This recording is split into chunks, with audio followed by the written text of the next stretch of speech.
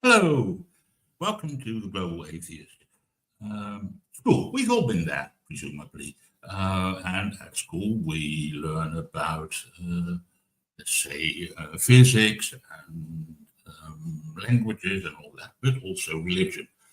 And there are religious schools. Today, I have three guests, and I will discuss religion and education and schools with them.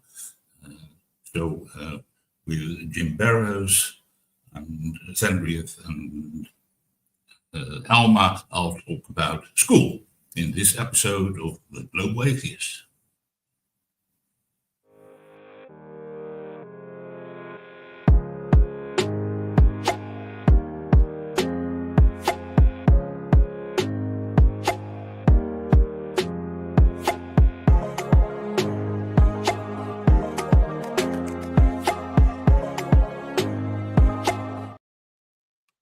Hello, welcome. Today I have Jim Barrows, Zendrieth in India, and Alma, and we are going to talk about schools. I'll go clockwise and start with Jim. Jim, what kind of schools did you go to? Well, I alternated between public schools and private schools. All the private schools would be Catholic parochial schools all over the country. My dad was in the Air Force. We moved 14 times in 17 years before we stopped counting. So I've run the gamut.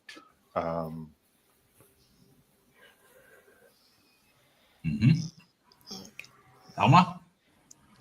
Well, in my case, when I was younger, I started with going to a Catholic school. It was a private one. And then I went to the secular schools, the government schools in Mexico. And also I have a little bit of experience with homeschooling because of my daughter. But the only reason why I did that was because we were just moving around. That was it. Yes. Coincidentally, I also went to a Christian school. I would say it's a missionary school, not a full-scale Catholic school. There's apparently a little difference in that. And that's I completed my entire schooling in one school, fortunately.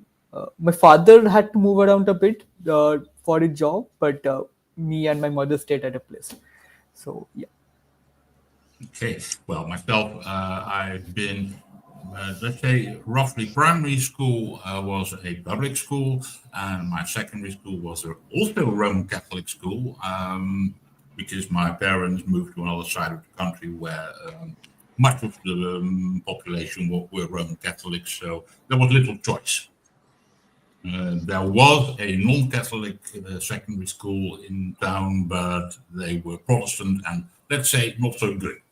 So my brother and sister went there, and the school wasn't so good. So I chose for the Roman Catholic one. I should add to that Roman Catholic bit was more let's say the management school board, stuff like that, was Roman Catholic. And yes, it was an old priest school run by Franciscans. And there were still a few, including ones who wore those funny clothes, brown dresses with white knotted cord around the belly. But those were on the way out. And the school still exists, and I checked today, none of them are around anymore. So that's all a bit like that. But it was an interesting, at least I had the interesting bit to compare.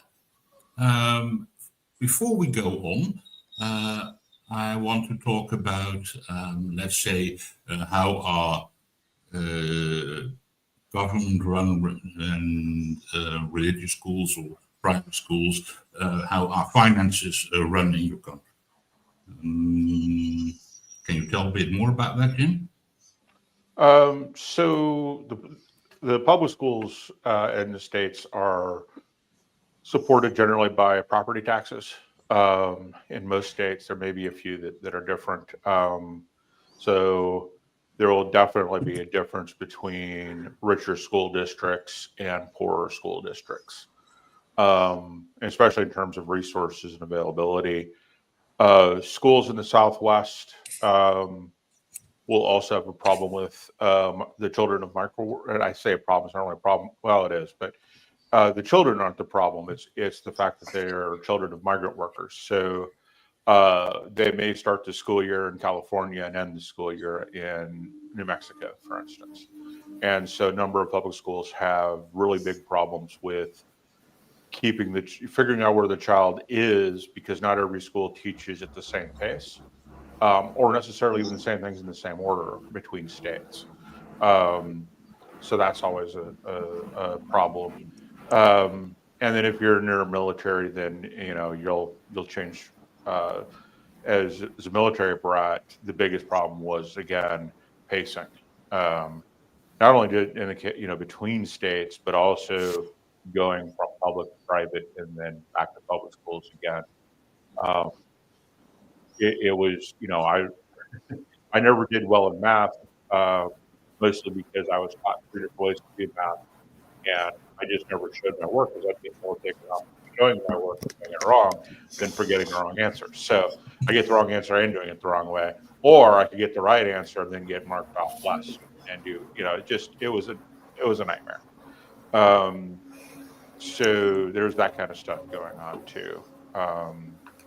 Between schools, different methods of doing things, different science books, the whole 9 yards. So, but we changed on the year, so that made it a little bit easier. But yeah, it's mostly, private schools get their money from parents directly, and then taxes for the rest. We also got charter schools, which are supported by taxes, but are supposed to be run more like private schools. But that almost never, they're not run nearly as well as most private schools are. So it's a mixed mash over here, depending on where you are and what school you're going to. Alma? Yeah, and my experience with the public schools in the United States, it was because of my daughter. So I don't have experience as a student. Well, as a parent, I think I was in California, and despite of not being like in a very wealthy area, at the school where I was doing like a really okay job. The teachers were attentive, and they were trying to start with a program that was like the dual submersion program, that they will teach kids English and Spanish during the school, which I thought was very interesting. And I think they had a lot of challenges because, like Jim mentioned, with the kids of migrants, the problem also is that they don't speak the language, so it's very difficult for them at first. And well, it's also difficult for the teachers because they cannot communicate with the parents unless they have an interpreter or somebody that helps them out. Sometimes the kid end up being the interpreter and it's a mess. So Yeah. Daniel, how was that when you grew up? The schools you went to, financing, stuff like that? Yeah. So I should also talk about how overall schools get financed in India, because it depends quite a bit. It varies quite a bit. So we also have government schools, and the government schools, there are two types. There are primarily two types of government schools. Uh, nah, that's more than that. Wait. Uh, so India has a quasi-federal government. So there's the central government, and then there are state governments. So the central government has a chain of government schools which are called as Kendra Vidyalaya. Kendra Vidyalaya. It's a Hindi term. Kendra is center and Vidyalaya is a school. And then the state governments have their own set of government schools. The name varies depending on state. And then there are a few division of government schools which are like a better version of government school kind of thing. They have a two set of hierarchy kind of thing. So that's how the government school functions. The central government schools are funded by the central government, the state government schools are funded by the state government. Sometimes the state governments get a bit of tax from the central government to for the educational stuff, so that comes up, but it depends a bit on the state and the state to central relation and stuff like that. Politics can Yeah. get complicated Mm. when it I comes. wanted. Mhm. I'm sorry, Sanjay. Sorry. No. No, you can pitch in order. Mhm. That's okay. I think maybe I should complete. Uh, then outside the government schools, there are once again few different types of schools. There are private schools, obviously, which can vary drastically depending on the whoever is managing the school. It can be a small one, which is a one school thing, or it can be a chain, which is spread across the entire nation, or maybe even beyond the nation. And the quality depends a lot, varies a lot for obvious reasons. Then there are non-profit schools or charity-run schools, which happens to be the one I went to, which was a business school. It's Saint. So I went to two school. They are part of a single. They're a single identity, but they're divided into two parts due to location limitations. So there's a division of the junior school and the higher secondary school. It's just that everyone would not fit in one campus, so it is divided into two parts. And they are both function. They're both Saint Mary's school. So Saint Mary's is a missionary group kind of thing. It's focused on uh, primarily Mary as the saint and less focused on Jesus. Of course, Jesus comes up for obvious reasons. So they manage the school I went to. It's not a single school; they are spread across the nation, but it's a charitable school. Although it's not exactly free, but it's they kind of they take in students who pay, which was like I was one of them, and they also take care of education and overall livelihood of a lot of students who are who cannot afford it. So it's a mix of both, and so that happened. um, and complete for-profit private schools primarily run for profit for obvious reasons, even if when the education is good, and even when they actually care about education, the profit comes up because they need to sustain themselves. It's not exactly a choice, uh, even if they they are, even if education is the priority, the finance does have to come up. And the price also varies drastically. Government schools are not exactly free. I don't think they are free in United States either, but the prices are quite low, like it's negligible. They also government also has free schools at the lowest tier, which is both state and central governments run schools in association with NGOs or directly, which are focused in rural education. Those schools are usually free. They also come up with support in terms of uh, lunch and some kind of educational financial support that also happens. But yeah, it's really all over the place. Like the types are way too different with way too many different goals. Even in India we also have something called CSR fund, which is corporate social responsibility. That's the full form, CSR. And what happens in that is that when a company gets quite big, there's a size thing. After you cross a certain amount of net profit, you have to assign at least 2% of your net profit for the CSR. Uh, and so a lot of companies run their own CSR schools. Uh, they they run in two ways. So sometimes they run schools where the employees send their kids to. The goal is to support their employees. It's a two-side goal. The selfish part is that you get your next set of workforce. The beneficial part is that employees get some benefits, and maybe some of them are getting their kids educated for free or negligible amount. And when it comes to the CSS schools, they can function by their own, educating the rural population, people who cannot afford proper education, pay for it, stuff like that. Or they can work in association with grassroots NGOs where they are mainly taking care of the fund. through the funding system, and the function is maintained by someone else. So they also function. And yeah, it's like India is a very big country, and the region covered is quite big and diverse. The economic stability is also pretty diverse depending on which part of India we are talking about. So the schooling system also varies quite a bit in many different angles. It's a bit complicated. I live in a different nation, and schools and education are highly regulated. We're a small nation, we're a unitary nation, so all the same system for everyone.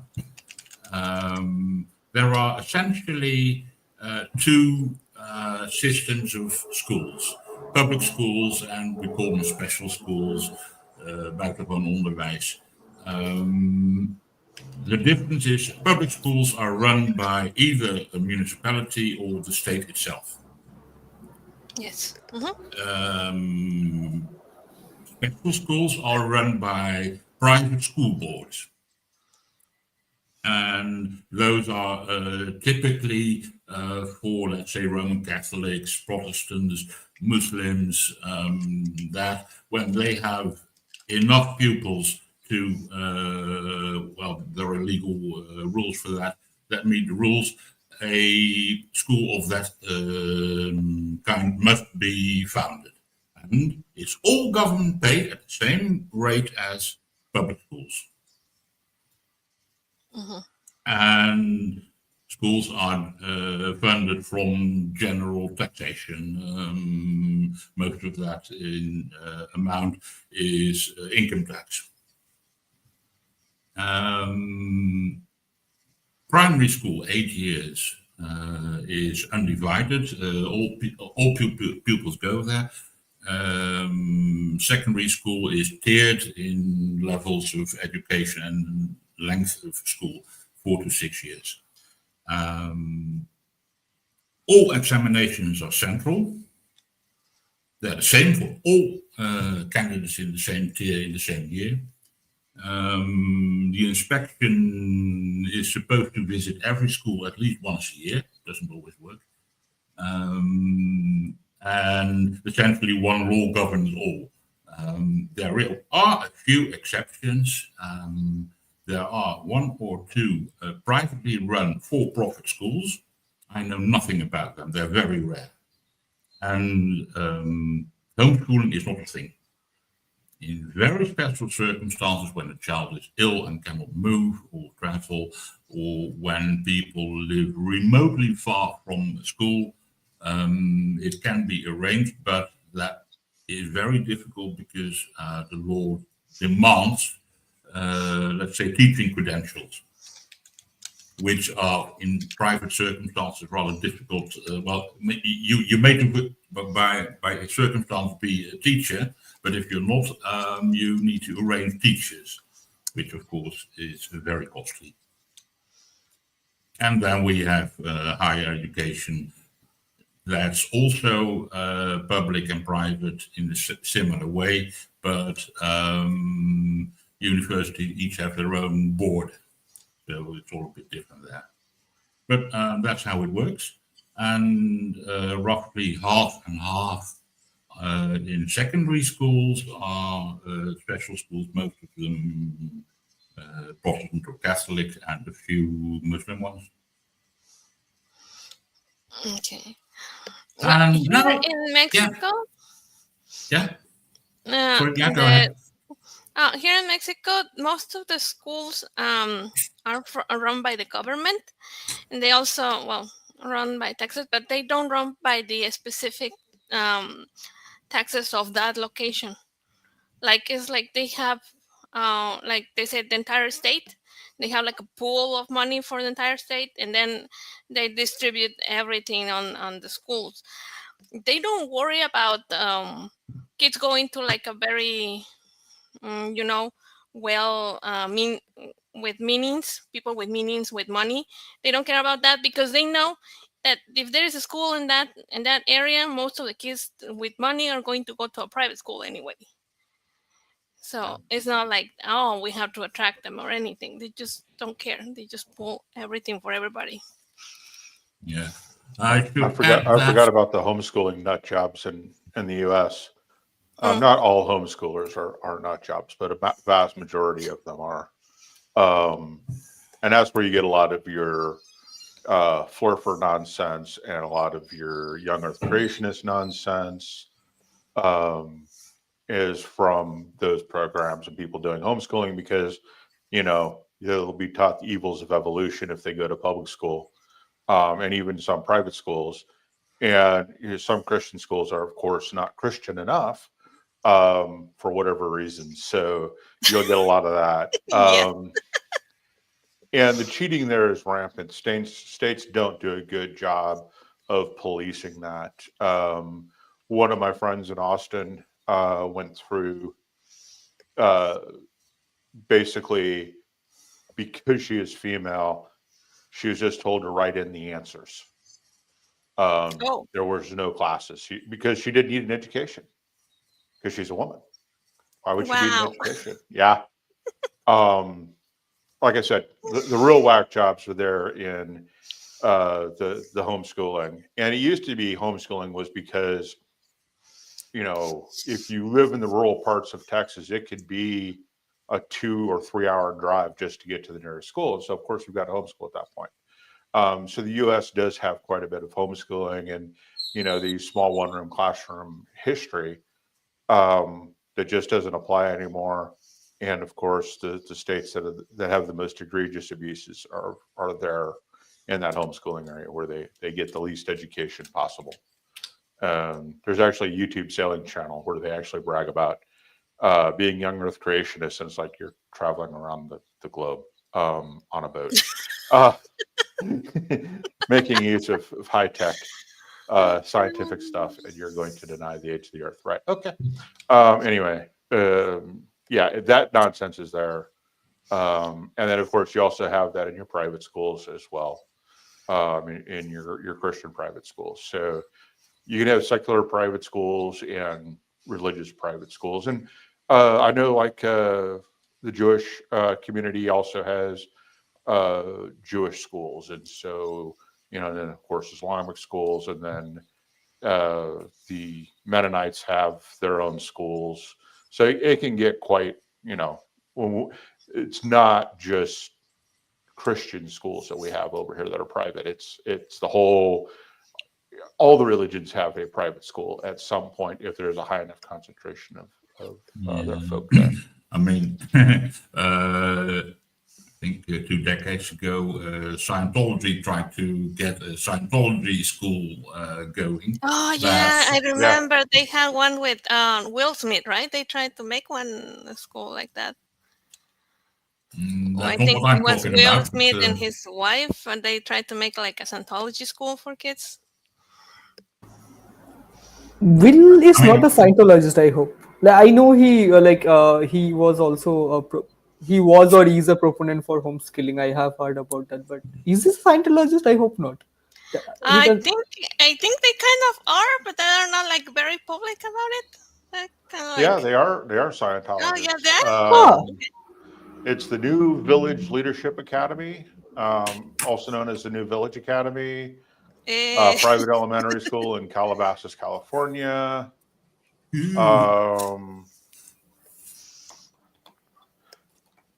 Yeah, prior to that, Smith and Pinkett Smith's 2 children were homeschooled by their mother. School was founded by the Smiths, who say they're not Scientologists.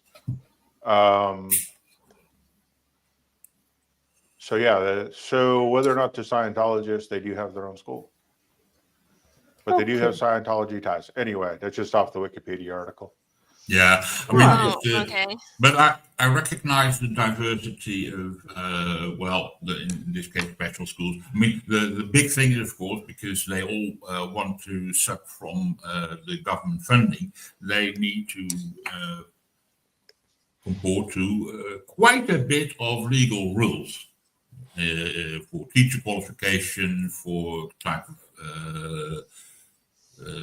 schoolhouse they use, safety considerations, and national curriculum. Yeah. Every school has to There are minimum hours for, let's say, English language, Dutch language, French language, German, mathematics, physics, chemistry. If the school has vocational training side to that, it's completely regulated.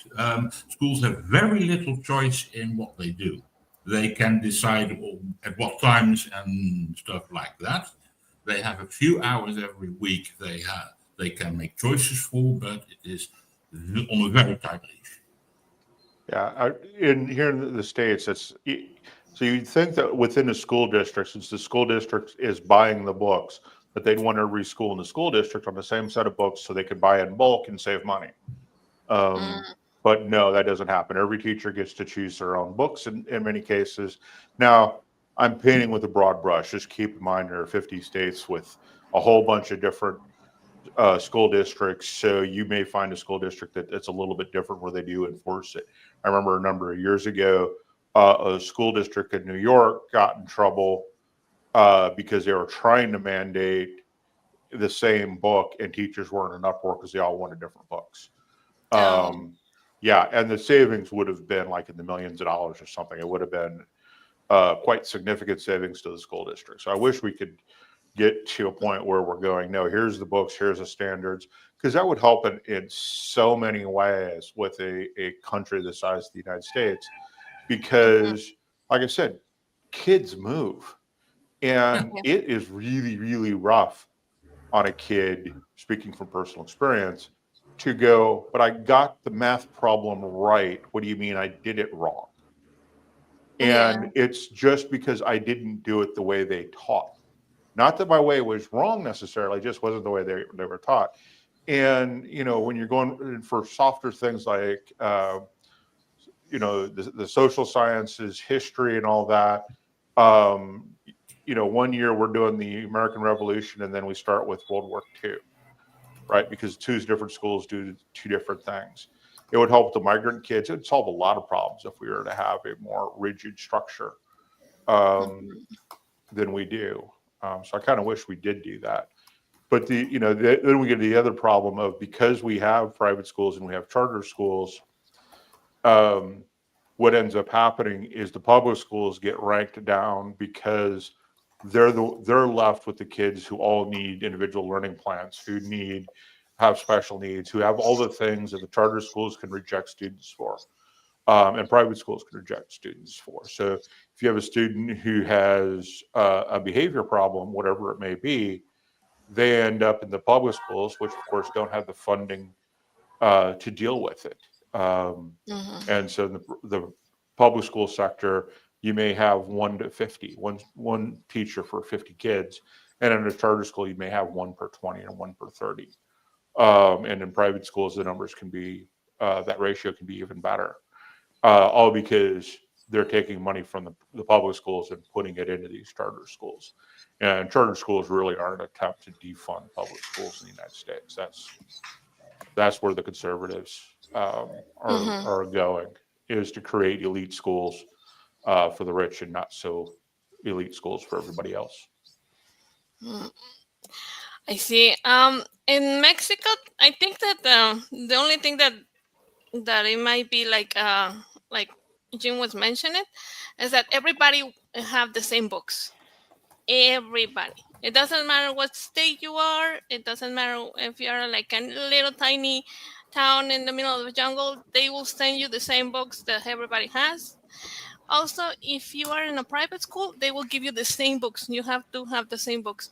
The only difference is that the private schools, on top of those books, the books that the government gives, and they have like other aids, other books that they will ask you to buy to like help you to learn calligraphy, to help you to learn other exercises of math. So that's why the education on the private schools gets a little bit further because they will give you like more assistance in every subject besides of what the government is asking you to do, including if you are like homeschooling, you have to have the same books. They don't they don't give you like anything else. They don't give you also leeway to teach your kid wherever you want. because at the end of the semester, the kid has to present a test, and if the test is regarding the books. So if they haven't read the books, they haven't learned anything in there, they're not going to pass the test, and they're not going to get their certificate or their paperwork, anything. Yeah. Makes sense. And in the States, there's huge bias against that kind of standardization that came out of the 60s, where they were when they were trying to standardize, they're doing it in a very racist way. And so there's and that's cast a long shadow that exists today, that any type of standardization is going to be racist in some way. And there's some truth to that. Mhm. Because the conservatives and the evangelicals in the States are going to put their hands into it in their racist ways. And so Yeah, that's true. there is some justification for the fear, but there's some of that as well, because it did happen, right? I mean, we can't get away from the fact that it did happen. But yeah, there's just so much. It'd be so hard to do it because we have just way too much individual stuff going on in the States, that we don't really recognize that there is probably, how much savings we get and how much better education would be if we were to standardize it a little bit more, and standardize in a way that gives kids the freedom to learn, the way they learn best as well. I think you can balance both of those things. Um, I know when I was working at the University of Phoenix as a software engineer, they were working on a computer system that would allow that kind of education to happen. And then there's the one laptop per child program that succeeded phenomenally with technology from the late 90s, early 2000s, where they basically just dropped a bunch of tablets with educational software on them, still in their boxes, fully charged and loaded with this educational software. I mean, this is the 1990s. This is the late 90s, early 2000s, if I remember correctly. And the kids not only figured out how to turn them on, use them, and were learning faster than they would have in a school, but they had also figured out how to break into the security and turn the camera on. Now, that camera was not supposed to be turned off. But they went from, this was, a village in Africa. The parents were educated on how to plug them in and charge the tablets, but that was the only thing that was done. The kids weren't not given any special classes or anything else. They had to figure everything out from scratch, and they did. And the educational software we have now is better than what they had back then. And so, in terms of making it fun and helping with children, I think standardizing would help go a long way. We just need to make sure that we recognize that, kids aren't robots. They don't all learn the same way. And you do have to balance Exactly.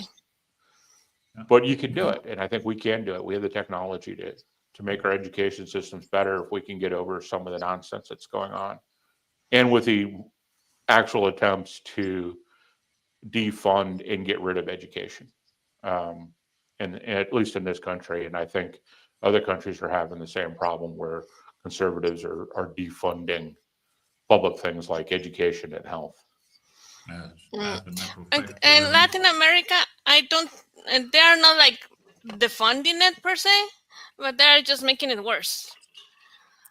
So, yeah, like I said, there is a standard with the books, and what you said is real, that they don't take in account like the consideration that some kids live in a jungle, and some kids are living in towns where they have other traditions and other stuff.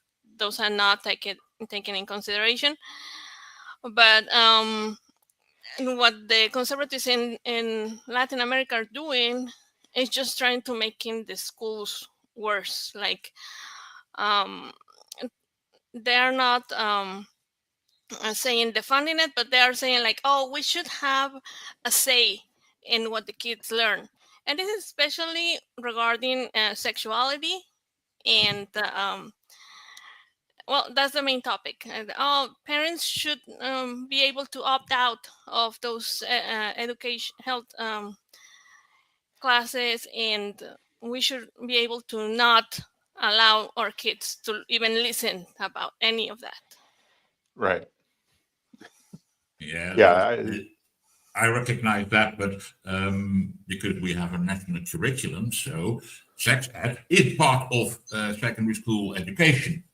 There's no ifs and buts about that. Nothing. You have to teach it, and of Right. course, Christian schools like to push that around. I mean, when I went to that Roman Catholic schools, it wasn't taught in biology. It was pushed into religious education, not No. particularly.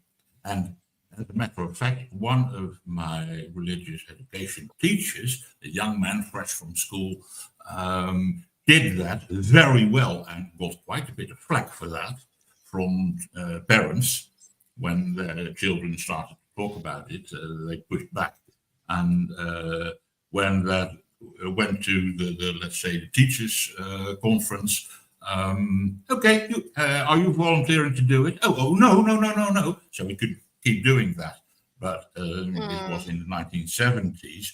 That was quite, let's say, difficult subject.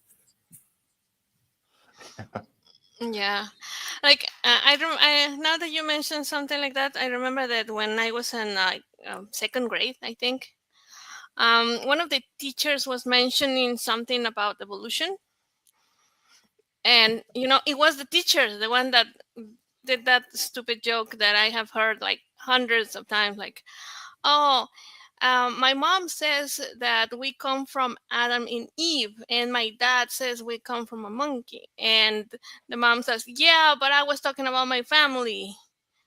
And that was the teacher, the one that told us that. So it was like kind of shaming the people who believed in science. And Yeah. Yeah, those. See, and that's where I think I had the advantages is going to Catholic parochial schools, because Catholics, as a general rule, don't have a problem with evolution, because the Catholic position is, however the science says it happened. It's just God's God started it all, right? God's in charge, and God did it. However it happened, so they're fine with evolution, because God did it, and they recognize that, they're a little bit more liberal about their interpretation of the Bible, which is interesting because, I mean, let's face it, that was the Catholic Church that created it, specifically the Roman Catholic Church, because the Coptics don't have the same Bible by any stretch of the imagination. The Greek Orthodox and the Russian Orthodox don't sort of kind of use the same Bible, but not really, because they weren't around for the Nicene, the Council of Nicaea, in whatever years that the Bible was actually created that we have today in the West. All that came from the Roman Catholics, and yet you have all these other people trying to interpret this book that was not designed to be read word for word and taken literally. So yeah, just interesting that didn't have a lot of those issues, and I'd have to say that my Catholic school upbringing was better in a lot of ways. Some of this race stuff that happens in the United States, I'm not surprised by. I'm like, you guys didn't learn that in school, and it's like, oh yeah, you went to public school, and yeah, the history was not that great compared to what I did as a Catholic school. So there is something to be said for going to schools where the parents care, and they have to care because you're paying lots and lots of money. And so you care whether or not your kid's getting educated. Because I don't think the teachers at any of the Catholic schools that I went to were necessarily any better than their secular counterparts and their public school counterparts. I don't think the books were any better. I think it was parents caring enough to monitor their kids and help their kids to learn and make sure the kids knew how important it was to learn, to do that. And that's another big part, I think, of education is how do you get parents to care? Yeah, that actually is very important, the role that parents play. The thing with education is, especially at the school level, It depends on a many different variables, because in India, what we have is we have different boards of education. uh, I think many other countries have it too. I'm not sure about the United States. Maybe you have some other variant of it. Maybe the term is different, but the whole concept is a board is basically a specific syllabus that is maintained by the board. So there are state boards, there is the central board, and there is some boards which is not exactly a government board, but it's followed by a lot of schools. So there's ICSC, the one I went to, it was an ICSC school. So what a school teaches is technically governed by the board, not by the school itself. But Mhm. then again, how it is followed does come down to the board. Come down to the school. It might be that the syllabus says something, but the school teach or the teacher chooses to teach it differently. So that happens a lot, like a lot more than I would expect. After completing my school, after going to college, when I got to interact with people who came from other schools than mine, for just how proportions work, probability works, and I got to know that a lot of the things that student were taught in school is not actually correct. Yeah. Like, not because the syllabus is wrong, but because the teacher chose to straight up lie in some ways. uh, so in India, there's a debate that is going on. The debate is very dumb, but the debate is basically a language related debate. Yeah, the United States also has it, but in a different way.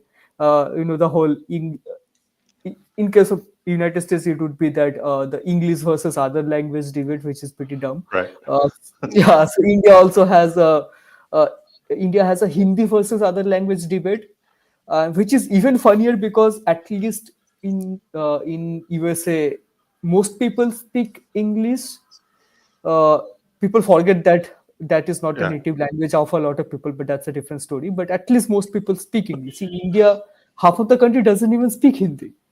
But the people who is mostly in power in the central government and a good portion of the Indian landscape have Hindi as the native tongue, so they kind of assume that Hindi is the national language. That like there's a whole movement where it's Oh, a lot yeah. of people is trying to put Hindi as the national language kind of thing, which is very dumb.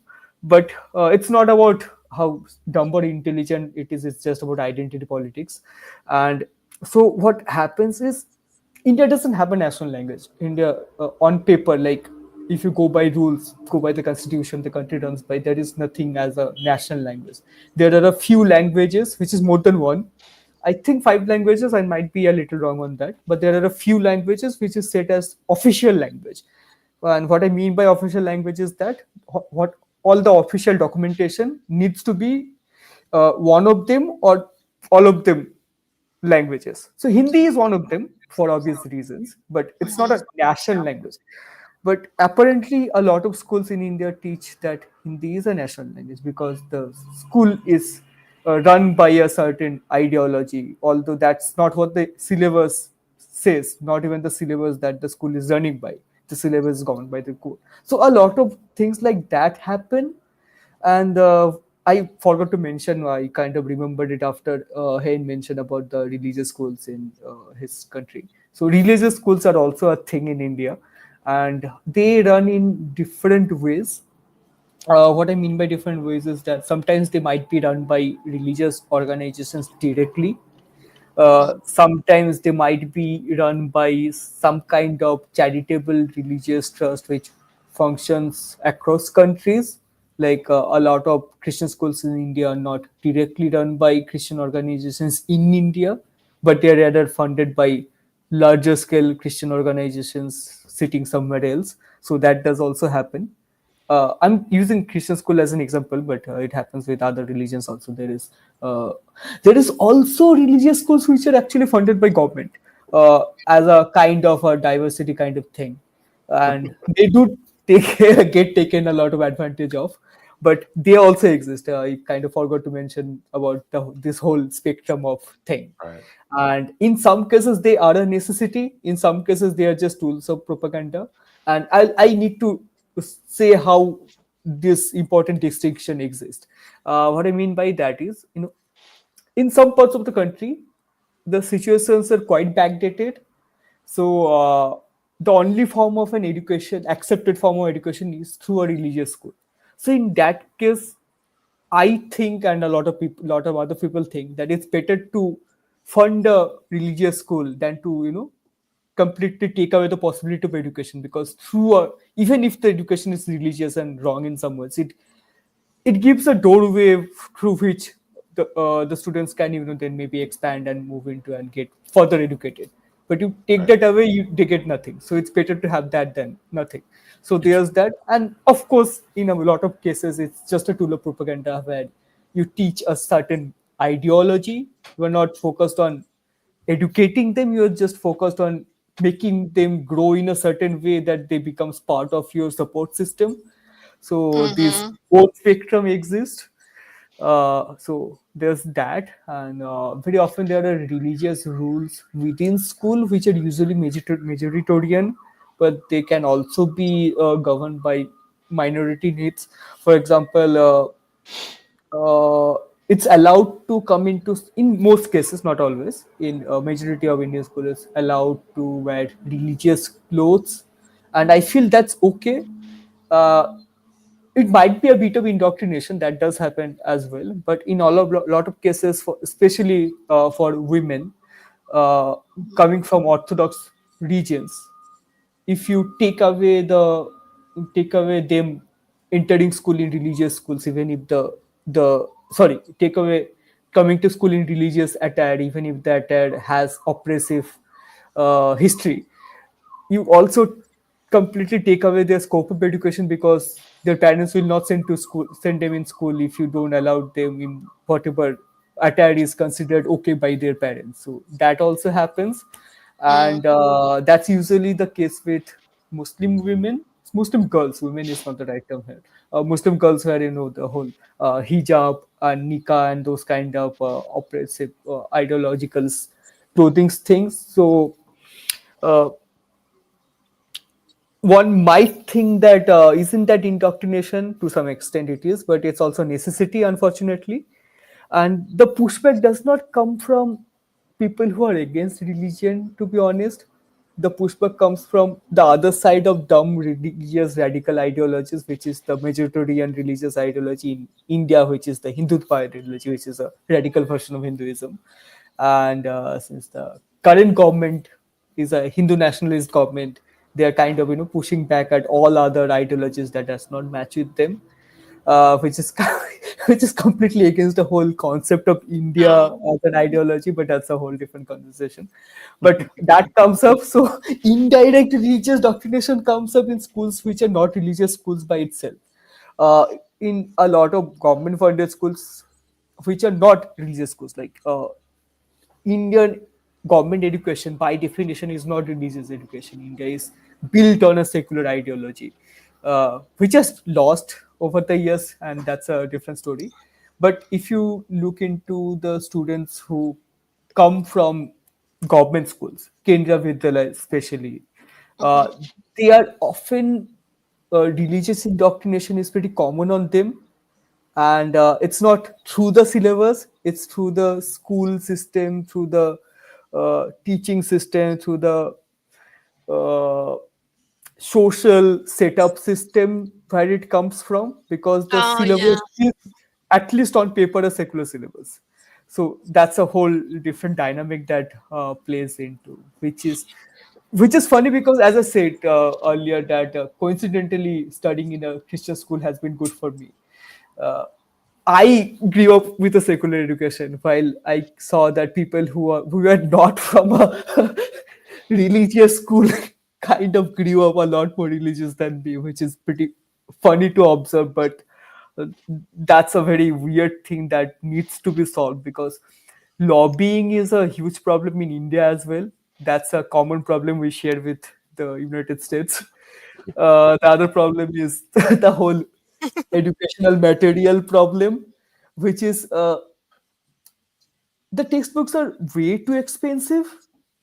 They don't Yeah. have to be expensive. Like there is negligible changes from version 1 and version 2, but everyone needs to buy version 2 because version 1 is outdated by a year, because that's the Oh, money is. So yeah, Right. that's that that's what they do also in the private schools over here. Yeah, they force you to. Oh no, the new edit. You have to buy that one. yeah, it's completely unnecessary. I mean, it's okay. I mean, I can understand that having that as an option, it completely makes sense. Like it's okay to stay updated, or at least have the concept of being updated regularly, but forcing people to do it puts up a huge barrier, because they are not cheap. No. They're really not cheap, and Um, that makes it out of reach for a lot of people. yes. Yeah. I mean, I must admit, in my nation, primary schools provide the school books. They never get into ownership of parents or the child or anything like that. They're the schools and they stay there. In secondary school, however, you need to buy your school books, and Hmm. then I mean, we at least our school board can say the schools in our power use these books, Okay. and that exact that author, that title, that printing, Hmm. that's the school book. No, except no fakes, Yeah. and but it's school books is quite an industry Yes. because there's quite a bit of competition, and the national curriculum says what to teach and at what level to teach, but not how to teach. That's left to schools or school boards. And so that, I mean, I've had several teachers who prescribed a school book for the, let's say, the biology course that was written by themselves. Oh, okay. Well, MIT's got their open courseware project, and it's all the books that they use, and all their books are written uh, by the professors in most cases. But they're opening up most of their curriculum, and most of those books are now available open source and free. And they did it as basically an FU to the rest of the collegiate education sphere, because they were complaining, well, of course MIT's got the best, uh, turns out the best students because they have the best books. And MIT is like, nah, we got the best teachers. Screw you. Watch this. And so those books are available. But I think that just Yeah, goes to yeah. show. Screw you. That's the best policy. Yeah, exactly. I know this about MIT. I think they really set a good example in that. Even all of their classes are publicly available directly on YouTube. Like you don't have Yeah, to go back channels or not. They themselves make it publicly available. Yeah, of course you yeah, won't get the certificate if you don't go there and pay for it. But they're right. making the education accessible. I think it's a very bold and beautiful choice. Yeah, and then you've got the other stuff on YouTube. You know, YouTube University is a thing. Yeah, you don't get the certificate, Hmm. but you've got so much educational stuff that's out there. Whether it's Professor Dave, there's another one I'm trying to think of that has even more than he does out. Um, There's but Khan Academy. Apparently, Khan Khan Academy, yeah, Academy that's is very views. Like, I used to think it's an India thing, but I realized that it's a global thing. yeah, yeah. Hmm. Khan Academy is huge, but Our Khan when you Academy is good. I have yeah. seen some of the courses in there. It's good. Mhm. So why are these books so expensive when you have so much of this free stuff out there? And I can understand printing costs, except we're in the age. It's 2024. We're in the age of Kindle, um, Hmm. or Apple Books, or Google Books, or pick your online format. It doesn't matter. So why are we why are students still required to have a book The bag book. and Yeah. carry 40 pounds of books back and forth to school every day? Ah, yes, of course. Yes. You know, my We've all entire, been I've there. got, yeah, I've got as many Kindle books now as I did as a kid on 6 bookshelves. I'm an avid reader. I Yeah. may have more books by now than I did then. And I'm carrying around on a device, you know, I'm carrying all those books around on a device that weighs less than a pound. Why are we doing all this, right? It just Yeah. doesn't make any sense to me that the cost of books is so high when the production costs are so low. Exactly. And yeah, It's essentially, stuff to sell. People earn money from it. Yeah. yeah, Yeah. That's And the profit. Sometimes I don't know if they do it in the U.S., but here in Mexico, sometimes when you go to college, the teacher is the one that either wrote the book or has some kind of deal with the printing company. So you have to buy it and you have to present like the ticket where you bought it. It's not you cannot use, like, if your older brother went to that school before you cannot use his books. You have to actually go and buy them. um, some of the kids, like in public universities, what they do is just go to a Photoshop place and just copy the entire book. yeah. I Yeah, You remember don't they even do that. need to that. go to a photo. Yeah, You don't even yeah. need a photocopy anymore, right? Just grab your phone and just take pictures of the pages. Yes. You don't even need a photocopier to do it. I Yeah, mean, yeah, yeah. I remember hours copying my university books. Yeah, yeah. So And very things, often, the schools kind of make it compulsory because they get a cut out of it. So, Yes. yeah, sometimes it is necessary because, like, unfortunately, running a school is expensive. Like, there's a lot of yes. expenses that goes on it. So sometimes it's something they do out of necessity to be functional, but sometimes it's just greed, to be honest. Yeah. Yeah. Yeah. Very often, Well, actually. I mean, so it's you of know, course because it is a very big thing, and I mean it employs millions of people. A considerable part of at least the Dutch budget goes into education. So there is also quite a bit of grift there, yeah, Hmm. and of people course. do that. Yeah. Well, here in the States, one of the things that just started coming up was uh, You're You muted, got muted. Jim. Yeah, I think he knows. Oh, no, No, Jim, no, I don't you think. got muted. Jim, muted. You got muted. Okay. Wait, Or we maybe still his can't. microphone Hold is on. not working. Yeah.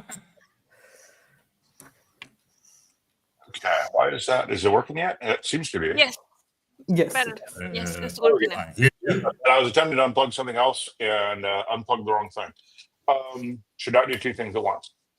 So anyway, the IRS is a program here where you can very cheaply, for free, submit all your taxes. It's an actual application, and it is in direct competition with QuickBooks and a bunch of other for-profit tax stuff. And so now the GOP is going after the IRS to get that shut down because these other companies are not going to be able to make any money. And so in the US, we're going to have the same problem if we try and go to one book or do any of these things to make it cheaper. Is all of a sudden, oh, look, companies aren't going to be able to make any money off of school districts if they start doing all this really cheap stuff and using other resources other than the industry standards. So at least in this country, that is going to be a problem to do, I think, unfortunately, just because, oh, we have to make money off of everything. And I don't think that's true. Hmm. Yeah, yeah, yeah. The United States has a weird, like, problem in this aspect. It's not just in education; it's everywhere. And it's a problem Yeah. of their own making, to be honest. I kind of Oh looked yeah. into this. Ev- everyone everywhere is against standardization. It's always a fear of something that it's a projected fear of monopoly kind of thing, which is dumb because there is Uh, actually monopoly existing in certain areas and no one looks into that. Right. And people are yes. somehow against. And when standardization comes out, suddenly people, oh no, it will set a monopoly. We don't want that. Uh, we want diversity. We are a true capitalist nation. I'm like, the fuck, bro? No, if you're a true capitalist nation, you'll always end up as an oligarchy because you'll always have companies that buy other companies and get more powerful, right? We've Hmm. eighty Yep. percent of something like 80% of the food in the US is produced by 3 companies or 4 companies ultimately. And Nestle you walk in, and I don't know yeah, what other two. yeah. If you walk into a supermarket, you'll see hundreds of brands for there, and most of those brands are owned by the same companies, Yeah, yeah, yeah. ultimately. And same with cars and everything else. And it's like, no, we're not a capitalist society anymore. We're an oligarchy, whether we want to be or not, whether we're willing to admit it or not. We are, and that affects schooling, of course, because schooling is an expense. It's not something we should be make. It's something that society should profit from because educated people, an educated populace is a better populace than one that's uneducated. But it's too easy to uh, scam the uneducated, so they don't That's want them true. educated. They don't like Yep. educated Yep. people, and that's why even their candidate said, "I love the poorly Mhm. educated." Yeah, yeah, yeah. Regarding indoctrination in schools, um, I want to talk about that because in an example in Mexico, we're supposed to have like a separation of school and state, right? The state and the church. But in every Same here on school, paper. it's on paper, yeah. In every school, whenever there is Catholic party, the school is going to participate. And I didn't notice that when I was a little young kid. But as I changed religion when I became a Jehovah's Witness, that's when I became more aware of that. Because in every celebration that they have, I had to be excluded because my parents wouldn't let me. Uh, go for the like example on the 12th of December there is a celebration for the Virgin Mary. Hmm. So the kids will have like uh, not a celebration with pray and everything, but they will have like cupcakes or snacks or something like that to celebrate. And I should not be included on that. And I should just like try to get out of there, you know. Yep. And I think this is why it's so important that those kind of celebrations are not in a public school, because it creates a division. It creates a division of the kids who were like celebrating, they were Catholic and they were happy, and the other kids that didn't. That is a huge problem in India as well. Like as I said earlier, which is the schools which are not supposed to be religious schools because they are following on paper secular doctrine. They are following on paper secular uh, Hmm. board of education, the syllabus, I mean. But it's very common to see that the majoritarian religious rituals and holidays in India, it happened to be the Hindu rituals, will be actively celebrated in school with students participating and blah blah blah. But the holidays and celebrations of minority religions will either be completely excluded or at most it will be given a holiday or anything, but the school will not exactly take part on it. And that's it's a very passive but public kind of accepted way of doing things. So that is a huge problem. That has always been a huge problem, to be honest. uh, in my case, I went to a missionary school, so it made sense that the religious festivals that the school participated in were only the Christian ones. So I think it makes sense for them. It's not like they forced anyone to participate or anything. but like if you didn't want to join, you just don't come to school that way. Then no one forced you Yeah. into it. I think it makes sense for them. Like they're not forcing; they celebrated themselves. You join or you don't join, it's up to them. It's up to you. I feel it's okay, but the problem comes when there becomes a passive pressure to participate in it, which is pretty common in the government schools in India, even the private ones, to be honest. And that's where the problem comes in, where the indoctrination is a bit indirect, where but kids, it kind of affects kids because kids don't like being excluded. They might not understand the underlying factors that's playing into it. They just want to be included, and I think it's a universal truth that yeah, kids are very cruel to the outsider. No matter yeah, where exactly. you go, kids are kids and humans are humans. True. Because I was an Air Force brat, so I had a lot of that. But yeah, I think that's true. If you exclude your kid from anything the rest of the class is doing for any reason, you're setting your kid up to be tormented at some point over that, Yes. and that's not good. By the way, you triggered a bit, Xander, with keep your child at home for such a day. That would get you in serious trouble in the Netherlands. Huh. Oh. Education is compulsory, and we have each municipality has people working that check that. And if you're not at school that day, please explain. And that better be, let's say, medical reasons or something like that, or family things, but not because I don't like the particular celebration. That's not a good reason. And fines will be levied.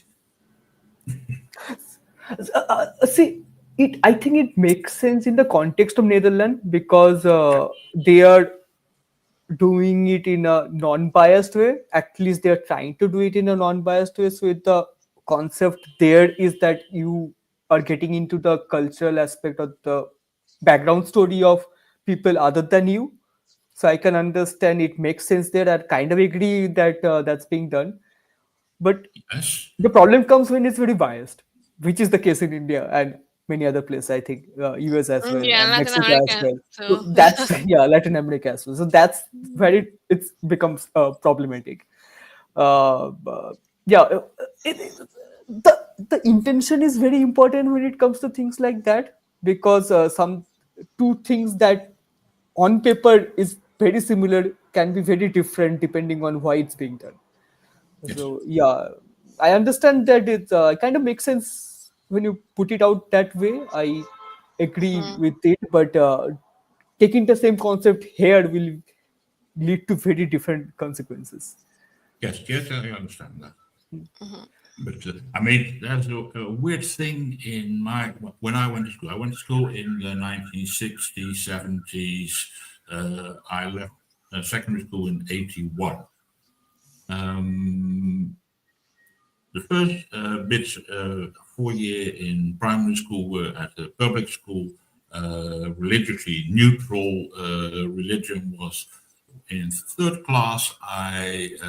A local domine, priest, no, not a priest, preacher, did some introduction on Bible stories. The felt with pretty pictures and the stories of Mary and Joseph and the baby, and didn't understand it much. My mum taught me about that later, but that was that. There was a Roman Catholic school 100 meters down the road, and we occasionally, when they came to school dressed up, carnival, I know now, we laughed at them. That was that. Then I moved to the Catholic bit. I did 2 more years of primary school there, pretty much uneventful. Schoolmasters knew I was not Catholic. I was nothing in that respect. And things became interesting in secondary school, but because, well, that was all Roman Catholics, Father Franciscan. And before I went there, I had a chat with the principal that, sorry, I'm also Roman Catholic, and yeah, that's fine. You don't need to go to religious education class and stuff like that. That's all fine. And that was pretty much it. Did go to the religious education classes because why not? But that was the end of it. I mean, my classmates asked questions because, well, I didn't pray, so why is that? Well, I'm not a Roman Catholic. Oh, you're a Protestant? No. You do it? No. That kind of stuff, but that was pretty much it. I had occasionally some interesting discussions with the teachers who were also a priest. But that was pretty much it. And in your cases, Guy, did you ever, well, since you went to a Catholic school, did you ever have like corporal punishment in any of those? Yes. Yeah, I got my knuckles rapped once or twice. But honestly, I would say that was the exception for me. And I won't say that I deserved it because I don't think any kid deserves it. But I also won't say that it was that punishment was not unjustified. That punishment was unjustified. Yeah. Yeah, I would say that by the time I grew up, that was the rarity, not the rule, as it might have been, say, in the 50s and the 60s and earlier in the States. Yeah. Well, to me, it was like the ruler. Wherever the nun will go walking by your desk, if you weren't doing what you were told to do, they will go like, yeah, and yeah, you'll know who was distracted then.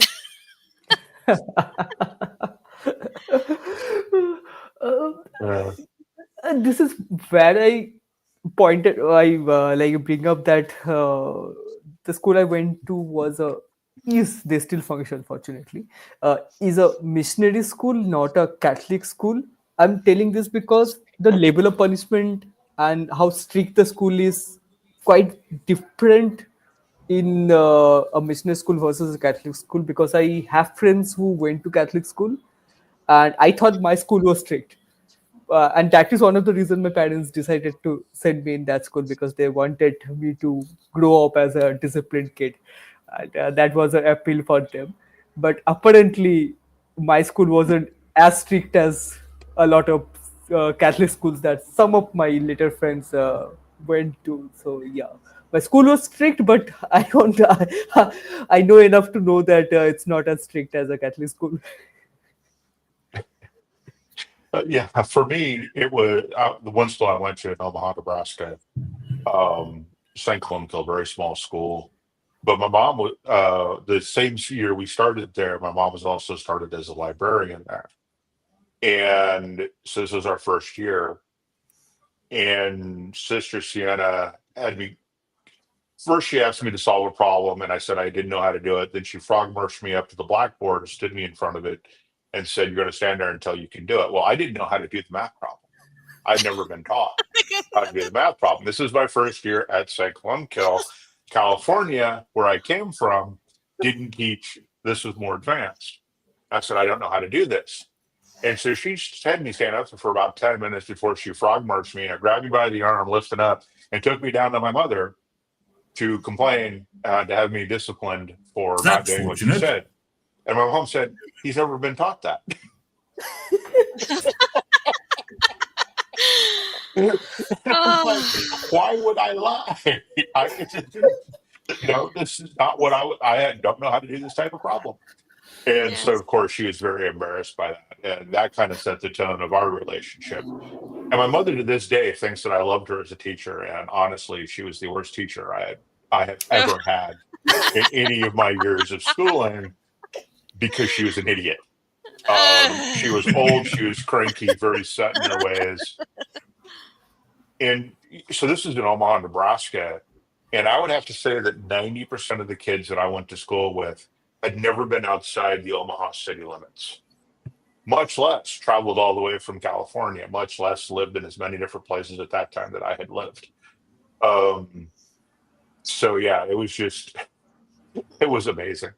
But yeah, that was actually kind of funny. Now that I look back on it, it's just embarrassing for her because now she's got to go back to the class and admit she done screwed up. Of course she didn't, but that's a whole different story. But yeah, that was the worst thing that happened. Was just again going back to being taught at different rates in different places and not taught all the same thing. Exactly. You know, But you think, Jim, that the right wing in the U.S. is trying to romanticize that the way that the teacher used to control the classroom, just like by doing this with the ruler and one of the desk, and everybody just will be quiet. I wish they were that progressive in their ideas towards education. Because I really do believe that they want to gut education as we know it. Yeah. They don't want to educate anybody. They don't want an educated, because every time, I mean, they know that an educated populace will not vote for them. They know this, which is why they have to obfuscate and lie and grandstand to get elected. And that's what they do. Make no mistake about it. It's a populist thing. They say all the right things. And you would look at it just recently. Trump said he's going to bring down prices. He gets elected, and now he says he can't. Oh, we knew that. Yeah. I saw that news. Yeah. And the thing is, high food prices are not a simple thing to solve, because it's not the case that, well, there's a whole bunch of stuff in it's off topic. But if you had an educated populace who knew how to go and check things and was willing to go and check things, that's the problem I have with my parents. They're not willing to fact check anybody. They listen to all the right wing propaganda outlets. I can't call OANN, One News Network, and I forget what the other ones are, and they occasionally watch Fox to fact check anything. They don't care. They're assuming everything that is coming from them is true. And it's like, no, it's 2024. You can fact check this stuff. And you do it really, really fast and really, really easy. And they refuse to do it. To me, it's very funny that sometimes you tell those people that, and you can check this and on the internet, you can review it, and they are like, you should not believe everything you see online. Oh my yeah, exactly. I'm like, dude, that's exactly what you're doing. Yeah. Yes. I can go read primary sources, right? I mean, that's the thing I don't think a lot of people understand. My parents' generation, and even my generation, right? I'm 50 something years old. Don't Even my understand is that generation, I see kids, like people I grew up with, say dumb as fuck shit. I'm like, dude, you grew up with the internet. What the fuck are you doing? Exactly. You grew up with, you can go read a primary source. You can go read the actual study itself today. Why aren't you doing that? Oh, I don't have time. Well, then you don't have time to vote. You don't have time to make a decision. But, somebody earlier said, they need to be taught critical thinking skills. Well, you can go to,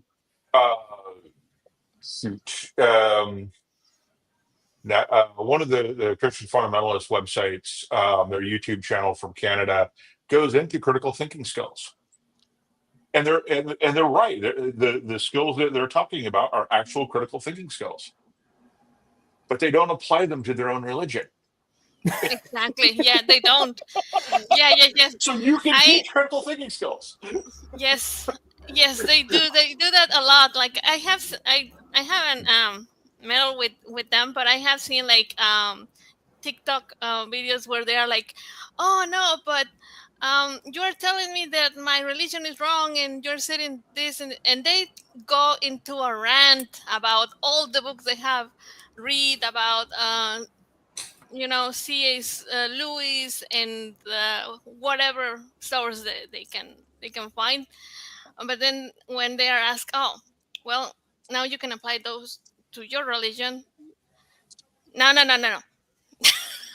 Yeah, yeah, yeah. AIG Canada is actually the one I was thinking of. Vice Rhino does some really, really good stuff with them, and it's like What's AIG? I mean, does it stand for something? It feels like it's a Answers in acronym of something. Genesis. Answers in Sorry? Genesis. Acha, Answers okay. in Genesis. Okay. Yeah, it's the Can Ham bone, Can Ham Mhm. stuff. Sorry. It's so funny when they say, "Oh, you should question everything, everything that the science." Well, Right. what about questioning your religion? Oh no, no, Yeah, not that, not that part. Yeah, and there's another kind of conversation that I have with a lot of people, and I'll tell you how it goes, and like I'm pretty sure you'll find it relatable, which is someone brings up something they have found, and they're excited. Look, I found something. I proved you wrong, or some kind of that kind of mentality. They'll come and they'll point it out, and I'll ask questions about that, or I will look into it and find something. Well, look, it actually agrees with me, or something like that. And they'll either get offended, or they will find some terms to define to support them, and I'll ask what does that mean, and they will they don't know what the terms it means. They'll bring out like according to this law this is that, but if I ask that what does the law says, radio silence. So that's a very funny thing, like they'll see something, point it out without even checking what the thing says. Like, dude, the thing Exactly. you're bringing up to prove your point actually disagrees with you. Why Mm. don't you read stuff before sharing it? Yeah, it happened to me once. There was this dude who came to the Spanish channel, and he came and told us, "Oh, you know that there is a contest to prove the evolution wrong." And I was like, "Okay, where?" And then he sent us a link, and it was a study to study cancer cells. And I was like, "You didn't read the rest of the article?" Oh, uh, no, shut up, stupid atheist. Yeah. I love Dapper Dinosaur's channel because they take a drink every time somebody quotes a source that cherry picks a quote from a source that actually disproves what they're trying to prove. And if you do just that one, you can get pretty buzzed doing just that part of the drinking challenge when they go through some of these educational programs offered by some of these religious right AIG and the rest of them. It's just there's a lot more you get really flat if you go through and drink every time that you play the full game, but just that part of the game is amazing. It's just like you don't read the whole thing. They do the same thing to Darwin, of course, because Darwin says, if you could find one example or some, keep reading Darwin and see where he actually proves you wrong. Mhm. But anyway, yeah. Yeah. Also, they have done that a lot with Stephen Hawking. I think there is a page on his book. I think one of the last few pages. He goes into trying to explain what will be like if a god had designed it or do something like Mhm. that. So they just cut that part. It says, and they just put that. Oh, if God designed it this, it will be like this. Oh, Stephen Hawking said it. Yeah. Oh, the argument from design always pisses me off. It's like, no, you don't understand. Unnecessary complexity is not a sign of design. So you can take like a diesel engine versus a gas engine. A diesel engine is simpler than a gas engine. Is a Mhm. diesel engine a better design? Well, no, because diesel and gas are completely different substances. Diesel will explode under pressure. You can create enough pressure that it will catch on fire and explode like it's supposed to, and gas won't. So the fact that a diesel engine is simpler does not mean it's better designed. They're two different things. So there's no, but if you start adding stuff in a Rube Goldberg kind of manner, that's when you start getting away from design. So unnecessary complexity is not a sign of design. And most of what we have in our bodies and in DNA is unnecessary complexity. There's absolutely no reason for our vocal cords to loop around our hearts and come back up. especially in a giraffe. You What know, the hell is imagine that? for a moment you think about making a noise, and 5 seconds later, your vocal box makes a noise. It's about that for a giraffe. Hmm. The laryngeal nerve goes all the way down the neck to the heart. Also, Rats are like in humans, you breathe and eat and drink from on the same tube. So you yes, are just like a drink away from choking yourself or with something. yeah, because right, exactly. So it's a completely stupid concept. Do not put the breathing tube and the eating tube next to each other where they can choke each other. Um, and everybody thinks we need oxygen to live, but the atmosphere is 80% nitrogen. Mhm. Fun fact: if you take all the nitrogen out, you will actually start to shake. You need the narcotic effects of nitrogen to control your nerves correctly. Oh, Weird nice. things you find out as a scuba diver, because nitrogen Oh, narcosis is the thing you're trying to avoid, which is basically getting drunk on nitrogen because there's too much nitrogen. You're breathing too much And you're nitrogen, breathing. and then decompression sickness or the bends is also caused by too much nitrogen coming out of your blood too quickly. oh. Well, blood out of your tissues into the blood too quickly, and forming bubbles. And so you reduce the amount of nitrogen, but if you reduce it down to zero, you also have problems. So there's all these weird trade-offs. You know, I regularly breathe 32% oxygen because I don't go deep enough for that to be a problem. But Oh. if you go below 20 feet breathing nothing but oxygen, you'll get oxygen toxicity, and you'll die from being poisoned by oxygen. Oh yeah, I So have seen there is also something like that that happens with newborns that they cannot put in with an oxygen tank because they will go blind or something like that. I'm not quite sure. yeah, it's Like possible. I they get mean, injured or something. yeah, below 20 feet, the oxygen. So you got to remember, below 20 feet, you're getting more compression. At 33 feet, it's 2 atmospheres. So at sea level is 1 atmosphere. At 33 Hmm. feet, it's 2 atmospheres now that you're being compressed at. And at 20 feet, the oxygen actually gets to a point where it's like 200%. So that you're Oh, breathing a compressed oxygen. So you're breathing more oxygen than you would at sea level because the oxygen itself is compressed. So you're breathing uh, more molecules of oxygen per breath, which is the problem. Yeah. okay. Oh. Partial pressure and stuff like that. Yeah, without getting into all the science of it, No. yeah, there's a reason they call it technical diving. But yeah. Yeah, but so far we have noticed in all our different systems of schools and methods of teaching and everything that the religion most conveniently will pick the worst one because they don't want people who question whatever they are telling them. Mhm. I read a fascinating book on memory retention techniques. Mhm. Um, and the Greeks didn't brute force memorize everything. They actually had techniques, memory castles, or what? Yeah, not castles is the wrong word. Um, but ways of memorizing and associating the concept you're trying to get across to other things, and so it's a whole system of doing that. And during the Renaissance, that all those were wiped away because they were considered a cult. So we Oh, lost the ability, all the Greek plays and tragedies and soliloquies and all those were memorized not by brute force like we try to do today, but mhm. using these techniques. And so you basically have forced kids to brute force memorize with a brain that's not designed to brute force memorize.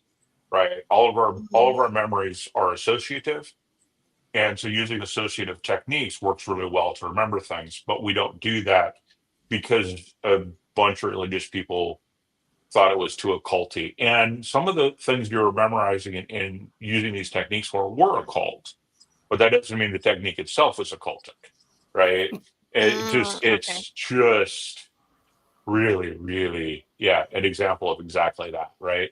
Oh, look, they're Mhm. using it for things we don't like, therefore we got to nuke the whole thing. Oh yeah, It just, that is what happened also with a lot of the culture and medicine. There was in America before the Spaniard came here to Latin America. Uh, the cultures, the Mesoamerican cultures, they have books and a lot of stuff written regarding the way they cure their diseases with plants, and also they have a lot of concepts of astronomy. And I think that, even the Mayans already have the zero. That it was a concept that was not like very wide use at the time that it was Mhm. used by the Mayas.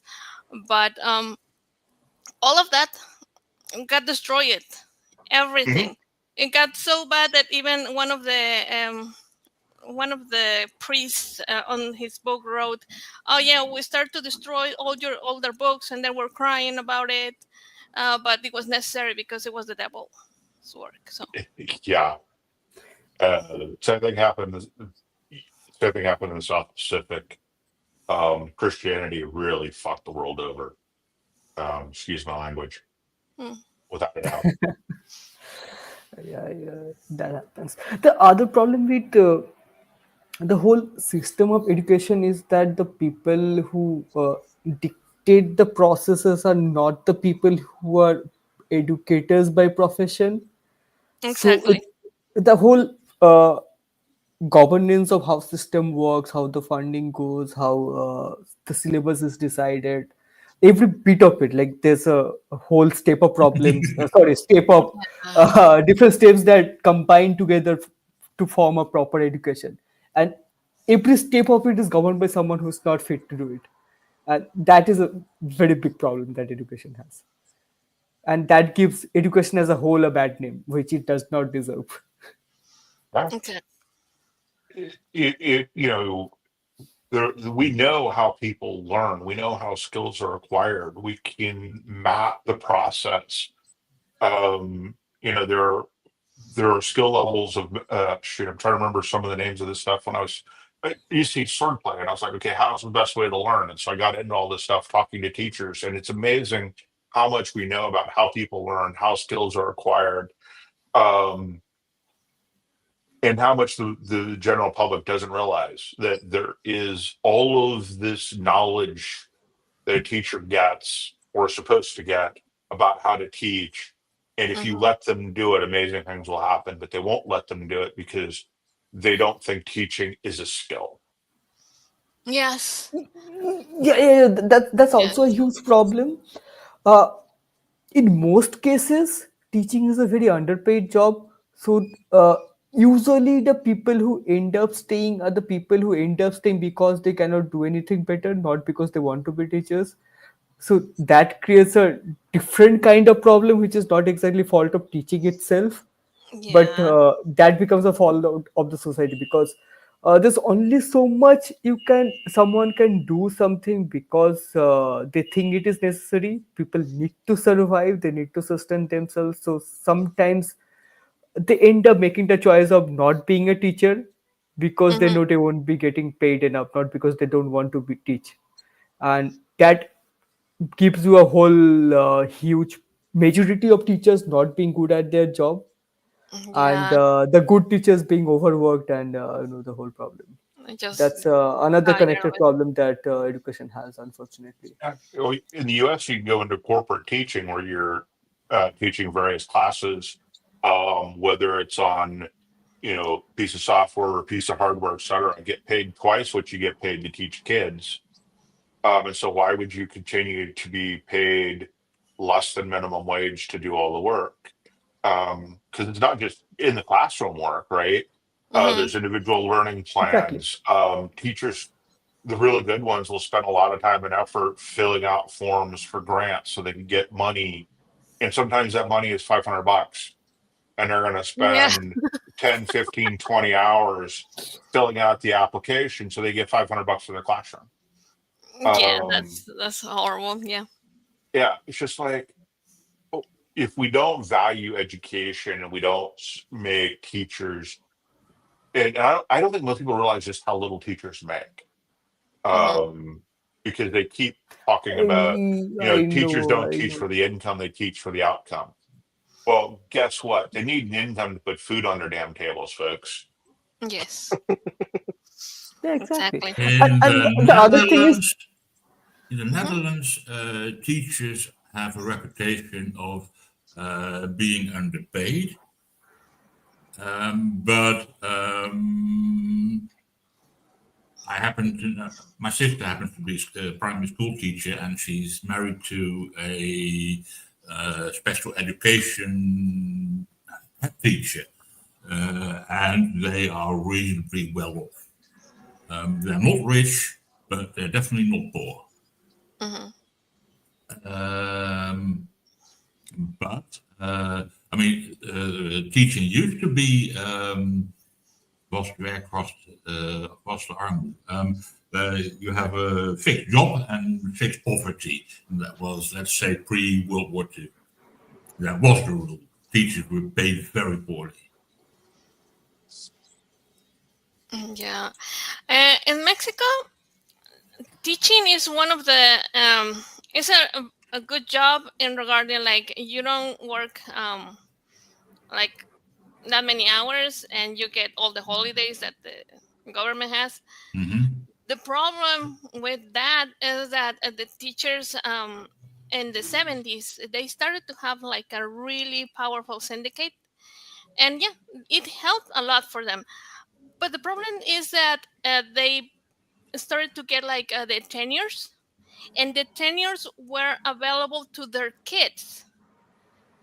So what happened was that by the next generation of teachers, you didn't have a teacher. You have just a like entitled kid of one of the teachers that got ah, like Oh dear, inherit the spot, that's and a bad idea.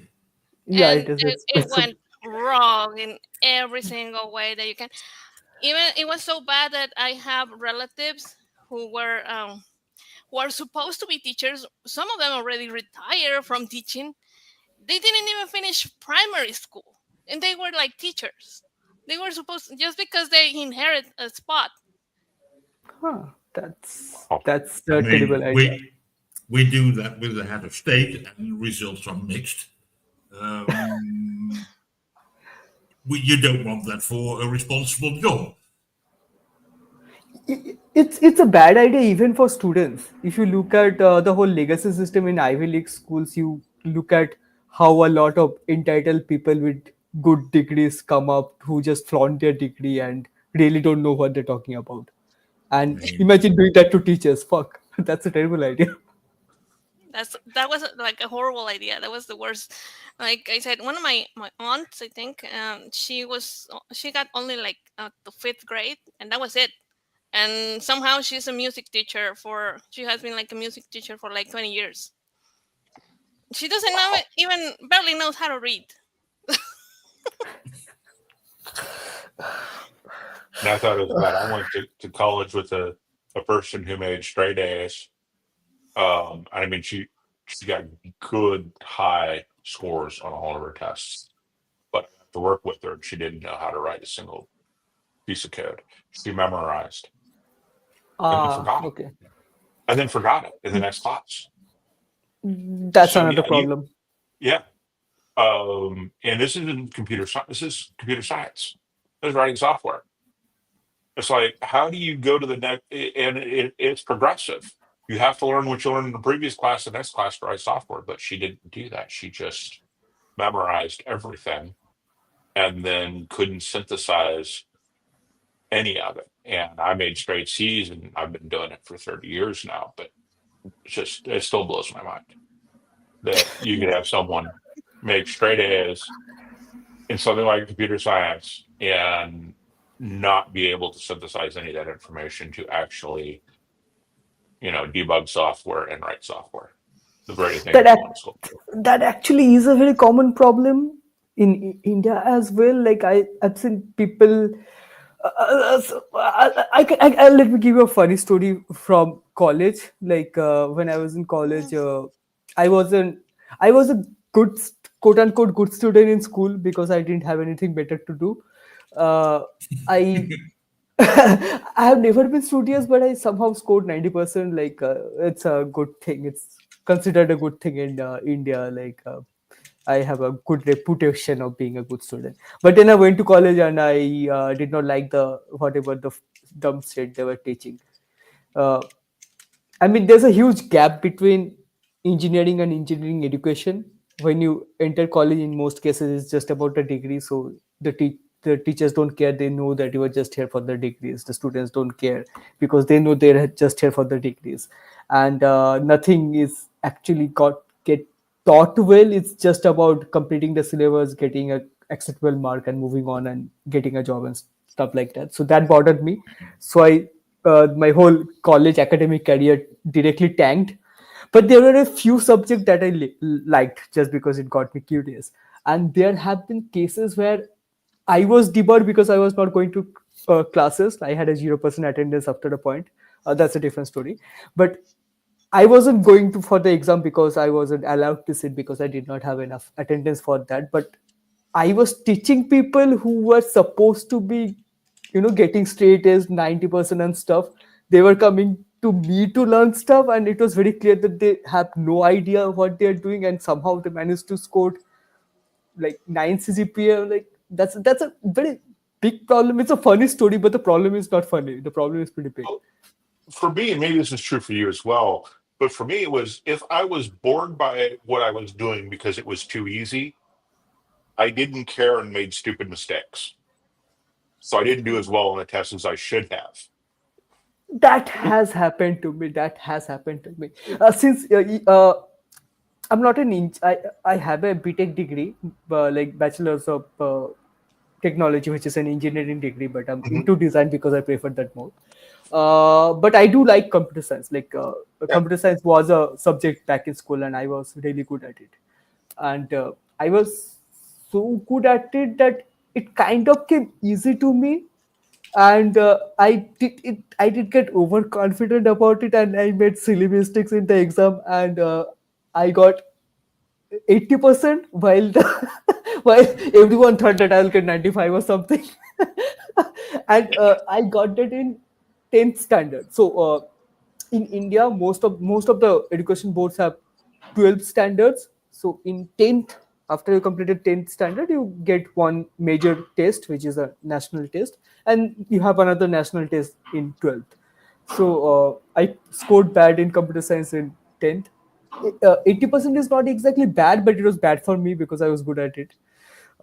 And the computer science teacher, I have a good relation. He's a good teacher. He's one of the best teachers I have had. So he liked me for obvious reasons, and I was good at it. So for entire class 11th and class 12, every time I made some dumb mistake, he would bring that up. You got 80%. Remember that? I was like, yes, I know. I had an instructor come to me and go, "You do so well on the tests. Why aren't you doing the homework?" And I'm like, "Because the homework is boring and I Yeah. don't want to do it." And so I eventually realized, okay, well, I really need to do the homework and I just need to find a way to make it fun. So there are two systems in COBOL they told us not to use. One was for putting stuff on a screen. The other one is for printing. They said, don't use it. It's Wow. too complicated. And I'm like, what do you mean too complicated? Because I looked at it quickly and went, oh, this is easy. And I started using that and reduced the amount of time it took me to to do the homework, which was good because I got bored easily because the homework was stupidly simple, and got in trouble for it. And I was like, "What do you want me to do?" So then I wrote code in C to She was write the COBOL my code subject. that I needed because COBOL code is incredibly repetitive. So I just wrote a simple interpreter and put it out in COBOL and got all my homework done. But I made it interesting for myself by not doing the homework, by finding ways not to do what they wanted me to do. I don't think Cobalt is taught in school or college level anymore. Like I did not learn it. The languages I learned was C, C++, and Java. Yeah, if you know C And and C++ yeah, in and Mexico they Java, don't teach you anything, any of that. No, I don't Because code they don't anymore, have to be honest. Like computers at now I all. mostly use. Huh. COBOL is incredibly dumb. It doesn't take long to figure it out because you don't have real functions. I don't want to go into a programming thing. Anyway, it's incredibly easy to learn. It's not worth learning unless, although I will say, I see COBOL programmers occasionally when I'm looking for work, and they're making big bucks. You know, they're 160, 180 and up because the Nobody companies that knows how need to them, use it. yeah, It's a nobody rare knows how to skill. use it. Nobody knows how to do it. Yeah. And so Wow. companies are willing to pay for it. But it's not very often you see those jobs because not many companies need them anymore. Mm. But you know, that's true of a lot of the stuff that I did in school is because I was a straight C student. Because I could pass the test. I didn't care about the homework. And so if the tests were enough to allow me to pass, why do the homework? You know? Oh man. I was like two stories. Firstly, it's also similar with mainframe programming because Mhm. it's a very similar. Like it's outdated and no one new does it, but the system that exists on mainframe cannot be transitioned to other stuff because it's a lot of work and no one wants to do that. So there's a set of mainframe programmers who are stuck in that job but getting paid well, so they're fine with Uh-huh. it, kind of thing. They cannot move on to That's anything else. true. They don't have the skills for it because they never had to learn it, but they're set, so like it's fine, I guess. Yeah, so that's Yeah. also. I know like one mainframe developer who only knows that, and he's pretty secure. Like he doesn't need to do anything else. No, And not for another 10, not another 10 years, maybe he needs to think about it. But right now, you know, yeah, I really don't regret not doing more COBOL. Maybe I would have made more money because it's just a horrifyingly bad language. Okay. But anyway, but yeah, if you could figure, sometimes it's easier to figure out how to manipulate the school system than it is to actually do the work. Um, and I did a lot of that because that was more fun. yeah, it is. I did not do Yeah. that because I'm kind of lazy about stuff like that. I don't try to Mhm. hack the system. I'm rather like I'm more of a observing from the outside kind of guy. Like you Yeah. do you, I'll do me. It's fine. Like we'll figure something out. I don't need to hack you. There's Exactly. something that I want to ask you guys. Do you think that if you have noticed, most of us here are the kind of people that like to learn stuff for ourselves, right? And I think that might be the reason why we end up atheists. But Yeah, that's a valid observation. That's a true. little, yeah, had a little bit to do with it. But do you think that if the religion organizations are so interested in getting into schools, because when you are not like really well educated, it's easy for you to believe in stuff like this, Yeah. like Oh, miracles and yes, of course. Yes. healings and stuff like this. Well, I think we could look at the curve of the belief going down over the last 50 years in the United States and compare that to the curve on the uptake of the internet and the popularity of the internet and becoming more ubiquitous, and seeing that these two curves are not quite the same, but highly correlated. So, yeah, I think that the ability to get good information from so many different sources, the ability to read primary sources, the ability to create communities across the world has definitely contributed to the decline of religiosity um, in the world. And I think, you know, a lot of these folks, a lot of the Christian right in the US at least, are, if they're not consciously aware of it, they're aware of it on some level. And I think some of what we're seeing is their death screen because they're not doing anything to stem the tide. And there really isn't much they can do. Uh, you know, I say I wandered out of my Catholicism because I didn't have that moment where I realized I was an atheist.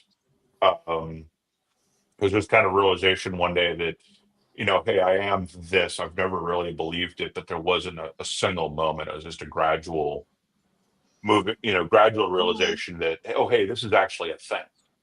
I think more than anything else. That happened to me as well. Yeah. Me too. Like I like you live in a religious society. Firstly, atheism has a bit of it's like a taboo in India. Like half of the people don't even know what atheism is, what the term atheist means. Like I turned atheist quite early when I was 12, 11, something like that. I never heard of this term. Like I realized I'm an atheist 4 5 years after when I discovered the term, and I was like, "Hey, wait, that's me. I didn't know this exists." And that's Exactly. when I realized, like, oh, I have been an atheist for 5 years, but I didn't know that. Yeah. Okay, I'm an atheist now, I guess. Yeah. So I that did went through the happen. motions. I was an altar boy. But to say that I Yeah. actually believed at any point in my childhood, really, I don't think so. I never really, I did the prayers and I did things by rote, but I never did anything religious on my own. It always had to be prompted to my memory. But, memories are fallible. So who really knows what happened when I was 10 or 11? But I just, everybody believes, so I did. And then, Yeah, there's it a was thing like called an like the atheist. default, right? It was like Mhm. something that you do, and you Yeah. weren't like Yeah, really Yeah. thinking about it. yeah, exactly. Everything else. Exactly. My classmates had exactly that. Yeah, true. I didn't even believe. Like I And knew that I quite, did not believe, but what do you call that? Right. Yeah. and quite a bit of that is simply going through the motions more than actually believing it. At least some of them told me or admitted to that. Hmm. You're in church, pray at specific hours. First lesson of the day in school, of course, a little prayer. Yeah, that was part of it. All a bit silly, but it's part of what you do. I Yeah. don't think it's so bad. Silly prayers, Hail Mary, that kind of stuff. It's soon over, and I don't care much. Yeah, like to me it wasn't obvious, but I did stuff that annoy like the priests when I was going to the catechism. Like I will ask stuff like how many moms did Jesus has? Why are you asking that? Well, there is the Virgin of Saint Barbara. There is the Virgin of Guadalupe. So how many moms? Shut up! That's not what we're talking about right now. Okay. Yeah. Yeah. Or I had a few I religious remember moments another like one that. that I got smacked a little bit because I asked if Jesus, why God created Jesus inside of Mary if He can make people out of dust? Right. And it was like, shut up, kid. I can say that my religious grades were never my best grades. I was never a good or great student because I could coast by on the test, and I was perfectly happy with that because homework was boring. Um, but yeah, I don't think that I really even cared about the religious stuff. My biggest memory of religious education is teachers trying to get me to memorize these phrases, and if I got a word wrong, I got the whole thing wrong. Yeah, And the I was prayers. flunking. I remember flunking because my parents talked to me about it, and I said, "Well, if I get a word wrong, but I don't change the meaning, why is it wrong? If I don't get the word exact, but I don't change the meaning, why is it wrong? Because the meaning is the important part, not the word." And they're like, "But you have to memorize the whole thing." I'm like, "Well, I don't really care." So there was no way you're going to get me to memorize stuff I don't want to memorize. I have way too much ADD for that.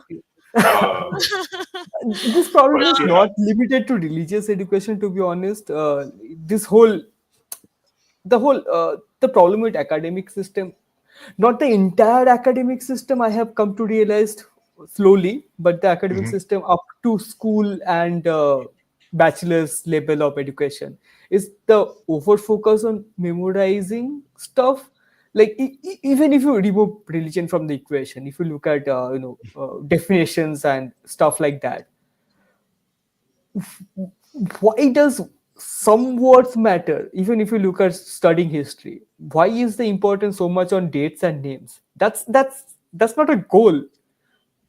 Right. Like it should be about understanding how things work, not what's written in the book. That's also Exactly. that's also a common problem in education in general. Like if you might have good teachers who understand that and will appreciate you for actually understanding stuff, but you might also end up with bad teachers who don't really care and they just want to make their work easy, so you have to memorize exactly what they're saying. Or you might have bad teachers who are a bit egocentric, who for whom it's more about doing it their way than doing it right. So yeah, those are also some important issues with that the whole system of education has, unfortunately, and I feel that people get it very wrong. Yeah, I agree. I had a Hmm. history teacher in college who part of his test in every chapter was a test on geography, and not geography of where cities were, but land formations and stuff that weren't part of the history lesson. And I very quickly realized all I had to do was memorize the order going around the map Ah, and yes. just memorize what was there. I didn't care what the words were. I just memorized what they were. Right. If I can remember, and I use memory tricks like, remembering the first letter going around and stuff like that, that I had learned at that point. But I never understood what the purpose behind this was. And I never cared because it had nothing to do with any of the lessons. Uh, Other than it was of the area we may have been talking about in that history, in that chapter or whatever. But yeah, just why are we doing this remote memorization stuff when our minds don't do that? Teach us techniques for memory, like they used to have, and when Greece was popular, and these older memory techniques, and maybe even better ones now that we understand better how so that we don't have to memorize, we can actually learn and synthesize that information. What was important about Exactly. pre-World War I Germany that led to World War I? Those things are important. Exactly. Hmm. Especially in 2024, like if you forget one tiny thing, you have the internet for that. What you Yeah. need is to understand what to look for. That's what Hmm. it should be about. Finding Mhm. a piece of information is very easy. Like it will take you a few Yeah. seconds. We Yeah. live in the age of Wikipedia. I mean, it's not always correct, but It has its it's flaws, but it's rarely not as wrong. bad. Yeah. No, what I like about Wikipedia is it's a good way to start your research on something. Exactly. Yes. Like Yeah. it's an excellent way to get into something. Yes. It Mhm. Exactly. then you can And expand into more closer material, more source material, and All other deeper material. studies. If you really care about something, Wikipedia is not shouldn't be your last source, but it's a very good first source. yeah, yes. And for a lot of Exactly. the science and a lot of the history and a lot of that stuff, it is actually really accurate. The editors do a really good job of keeping that. Now, if you're looking for information on Yeah, a person, whether that person is popular or not may affect how often it gets changed. But even yeah. Wikipedia has gotten to a point where it's like 80-90% accurate on its Hmm. articles, according to, I forget what study I read. So it's still a good place to get started because it's not in depth, but it's also more accurate than people are willing to give it credit for, right? 80 to 90% accuracy is better than the Encyclopedia Britannica Exactly. and other sources. Yeah, what makes Wikipedia so useful beyond the accessibility is that it has a very good system of weeding misinformation out, which Hmm. most other sources of information don't have. So, if in most cases the misinformation gets weeded out pretty quickly, unless it's a very obscure thing and stuff like that, and people always try to Hmm. push propaganda through it and usually fail. Like in most cases fail. It's not only often, Yeah. it's like I mean, 90% of the cases people um, fail, and that's what people get hurt about. It's not about Wikipedia being wrong or right, it's just about Wikipedia disagreeing with what they want to believe in. Eh, yeah.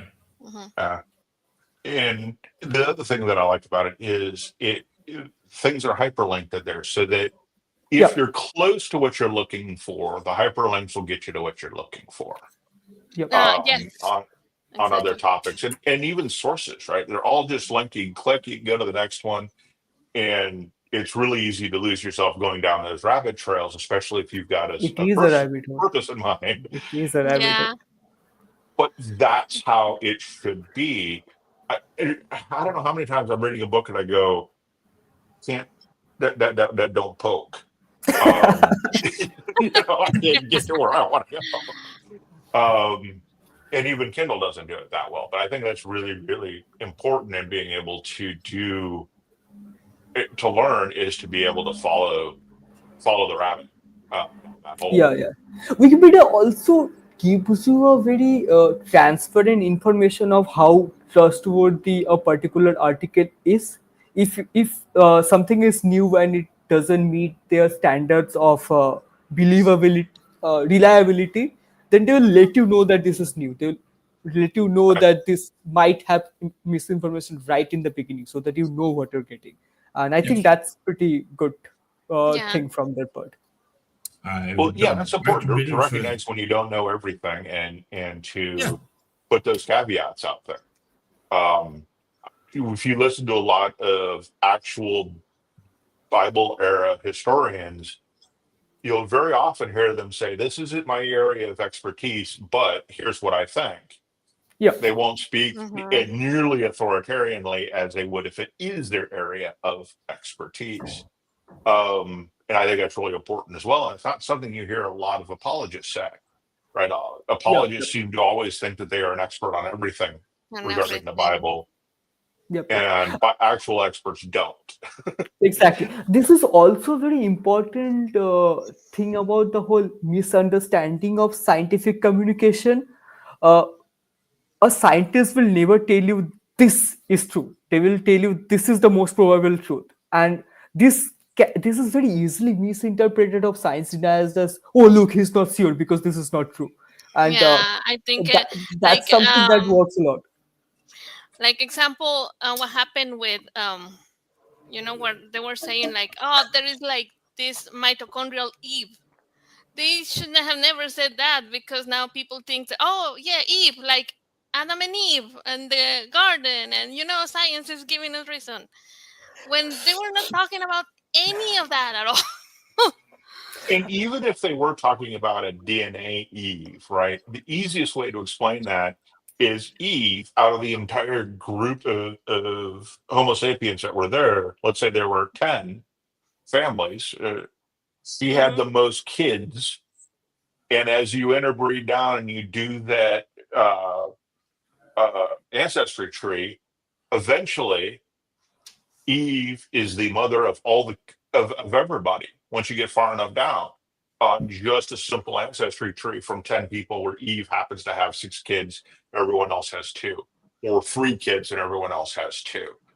You go far enough down the generations, mixing and matching just at random, and eventually you get to everybody's related to Eve, even though that's not what actually happened. Eve Yeah. just happened to have more kids than Or the base population. or if they were like counting this gene that is passed only to from mother to daughter, it could only mean that Eve was the only one whose entire line everybody has a daughter. Yes. So and the other ones, well, they did have other kids and everything, but they didn't have all daughters. Sometimes they have all males, so the chain was broken there. Mhm. Yes. Mhm.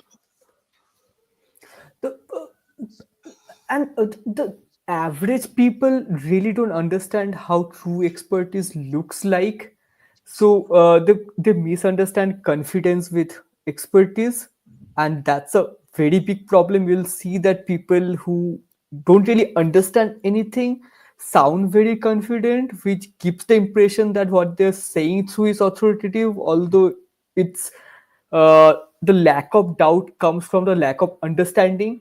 A true Mhm. expert constantly cross checks themselves because they want to be true, not because they want to be believed to be true. and that's a very important difference that most people don't understand. There's one cliche line that Zakir Naik uses a lot, which makes me laugh every time, but people uh, take take this line as an authoritarian line, which is uh, I'm bad at caricature, so I will not sound like him, but it goes like they call it a theory of evolution because it's not a fact of evolution. I'm sure you have heard that line, and it makes me laugh so Oh, bad, yes, but yes, it yes. somehow makes people believe it. Like, the fuck, It's bro? Yeah, evolution it's is because just a in theory. vernacular, theory and hypothesis are synonyms, but in Yes, science, they are not. they're not. And you Exactly. learn this in high school science. When you do a science project, you first formulate a hypothesis. Yes, exactly. Before, when you didn't believe in science, was just called flunking. I flunked the class. Yeah, without a doubt. Oh man, that's so. Oh, yeah. Um, just go learn some science, folks. If you don't believe in evolution, go take a class. What's the harm? You might learn Yeah. something like evolution is true. But Yeah, yeah, true. I always I boil it down anymore to, the common definition of evolution is the change in allele frequency over time in a population.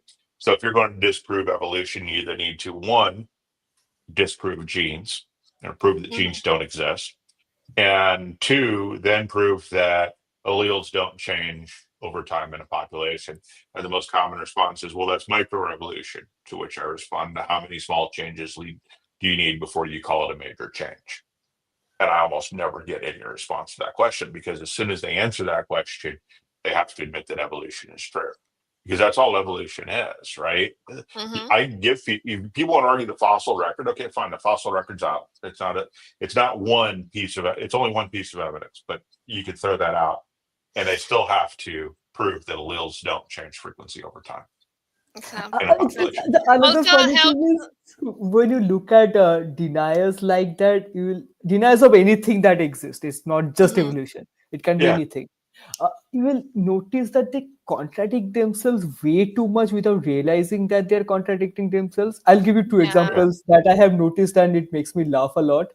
Uh, People say that the fossils are fake, evolution is faked, and they will also then point out that look, this creature has not evolved in 6 million years, which proves evolution is wrong. Dude, this also says that you are believing in fossils. Can you not see that? Yeah. right. Or another blatant example of that is what happened with this Ray Comfort when he started to talk about the banana. He put Ah, himself in that ridiculous, like Oh, nobody did it but him. Yeah, he what's did that? it to himself without a doubt.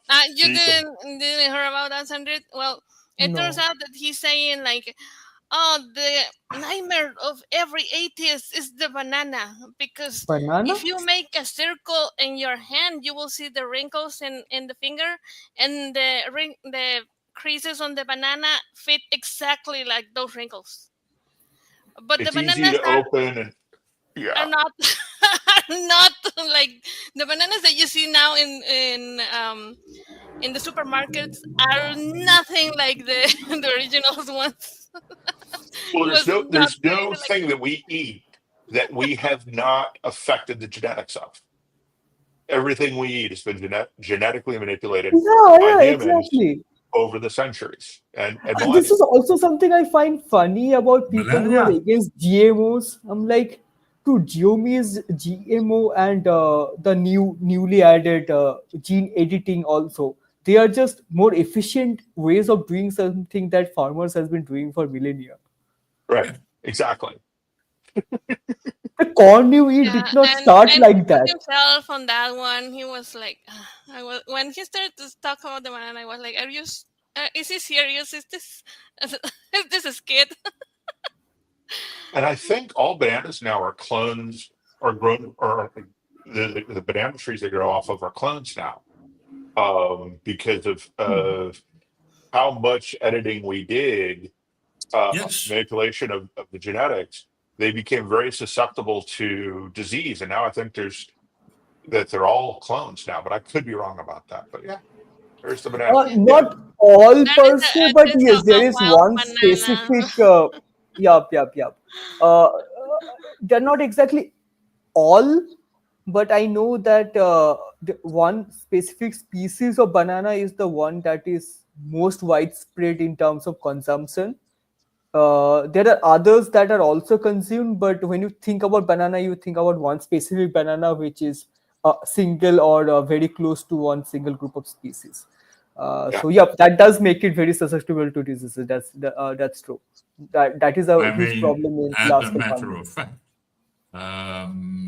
I grew up with bananas that tasted differently than modern ones because there was some kind of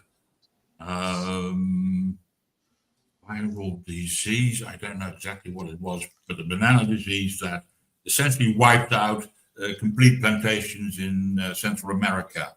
And the Cavendish banana, that's the one we love to hate,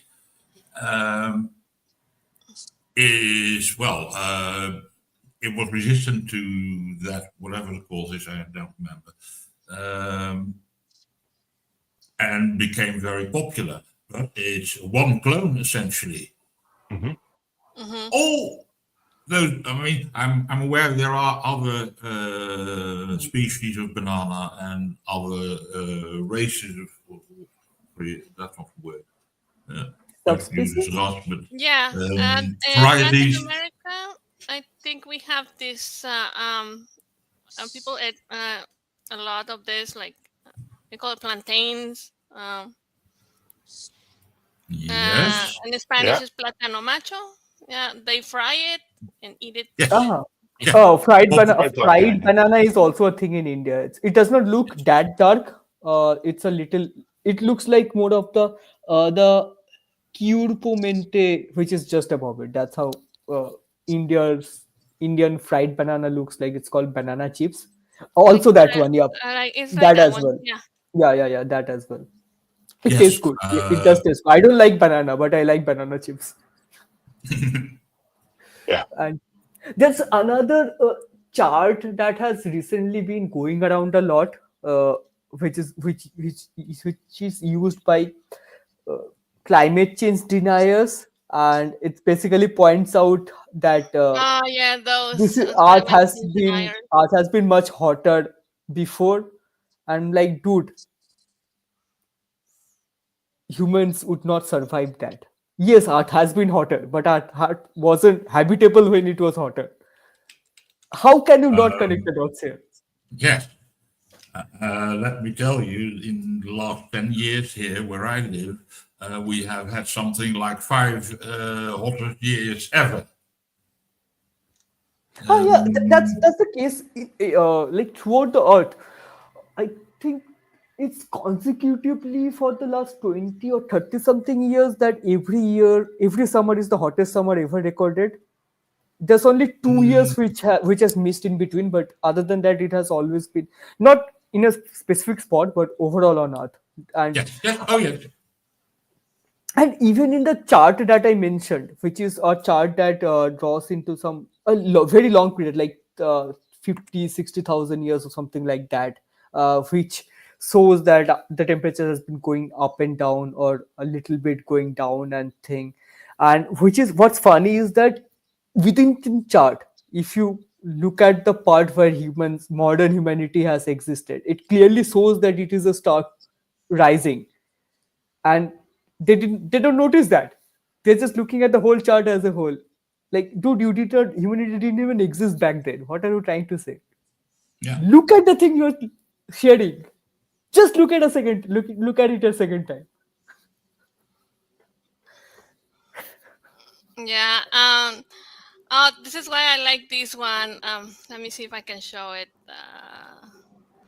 This image that resumes what we were been saying about the kind of people who doesn't like education. Ooh,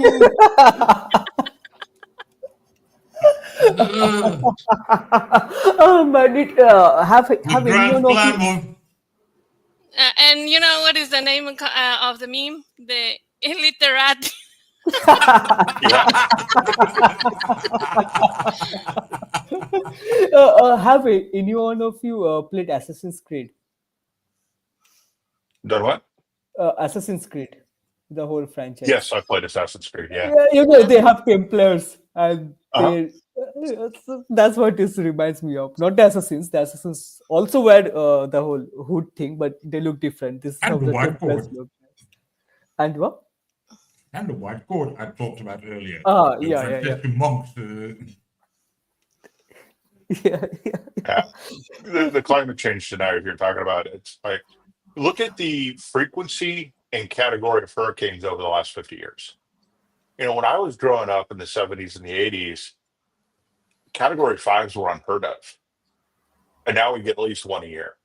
And we had, a category five and a category four just this year. And look at the frequency. You can look, and we can track hurricanes almost, I think, 200 years based on, what we see in the fossil record, and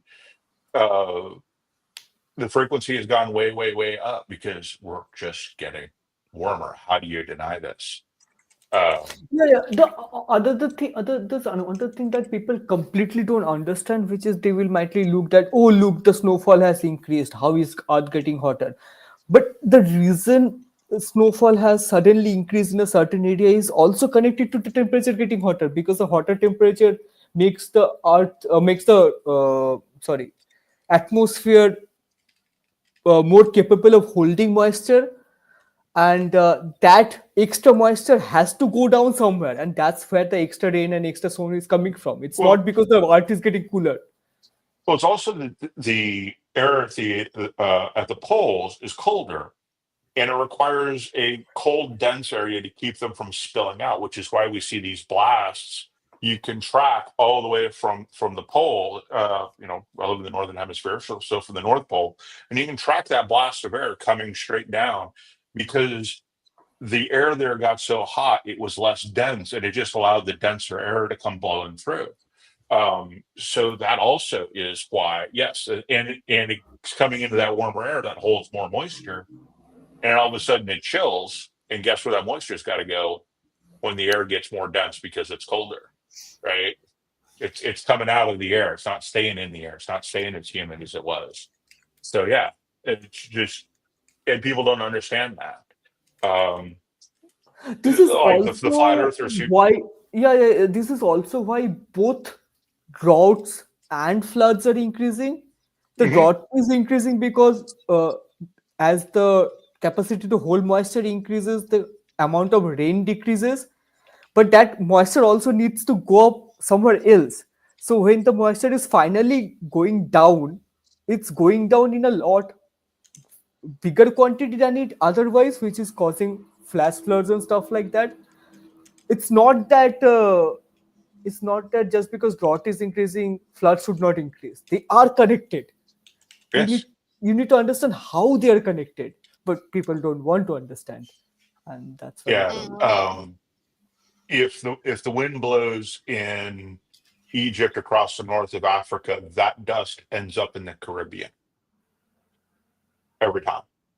Yeah. And you can actually tell the difference between the dust when it's coming across the ocean. It's all connected. All of it is connected in terms of weather. Yep. Even forest fire is a result of climate change, and it's because it's also connected to the moisture thing actually. Uh, Mhm. as the winter gets on, the temperature becomes the wind becomes dry, the moisture reduces, so the areas get dry. But as soon as the temperature then increases, which would have been much smoother without this climate change, the difference is relatively quite certain. So the temperature is increasing much faster than the area is getting time to get wet.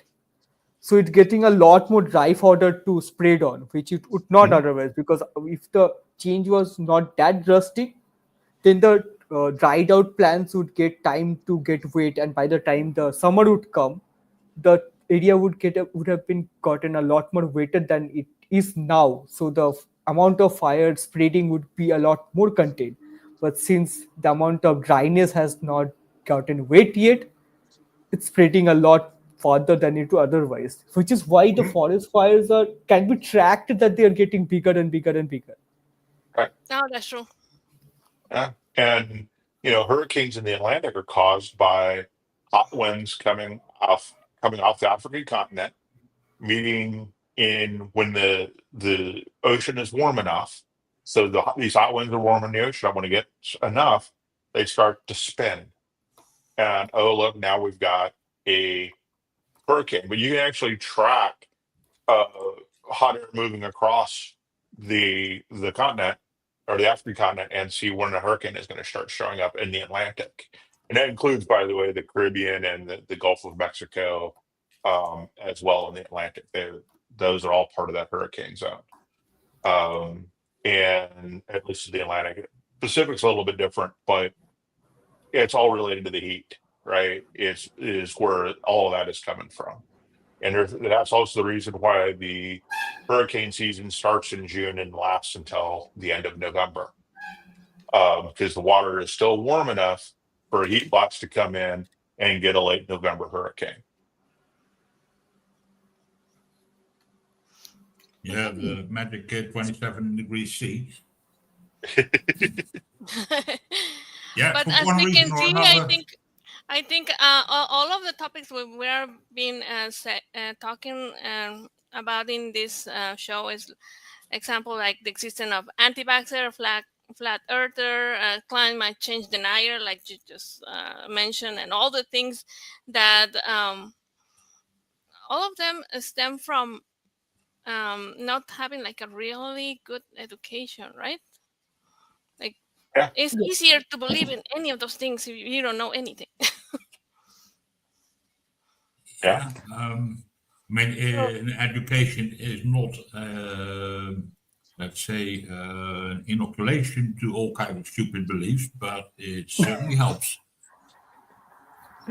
Yeah. I think like we can, kind of conclude or summarize as what you feel is the overall impact of declining education and some kind of suggestion, to in ways that we can improve it. Because we also need to be hopeful. Like this is a problem which is a serious problem, but this is also a problem that can be fixed, fortunately. So let's also like at least conclude on a positive note, because there's a lot that is going on wrong and we can ponder on that endlessly. Yeah. No.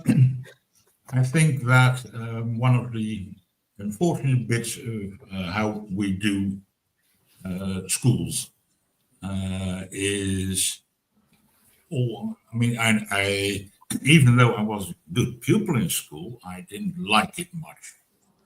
And that Same. was simply because it was dull. Much, well, repetition, rote learning, and I'm past rote learning. But the good news is I did the science class bits where rote learning is almost meaningless. Understanding what's going on is what makes it work, and so I was good at that. And for me, that has always felt a bit like that was designed just to torture students, not to teach them anything, rote learning and Yeah. stuff like that. And I hope that using technology, we have this lovely interweb, we can get rid of that. That where, well, what a child wants to learn, that's available to present in a way that integrates it, should be possible and doesn't need to be in a school even. And get some time for get out for a field trip, that kind of thing.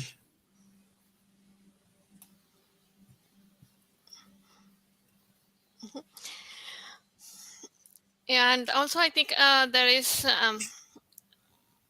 for example, in the US, I think that the way that also as parents can help their kids is going to have to be eventually like joining the school boards,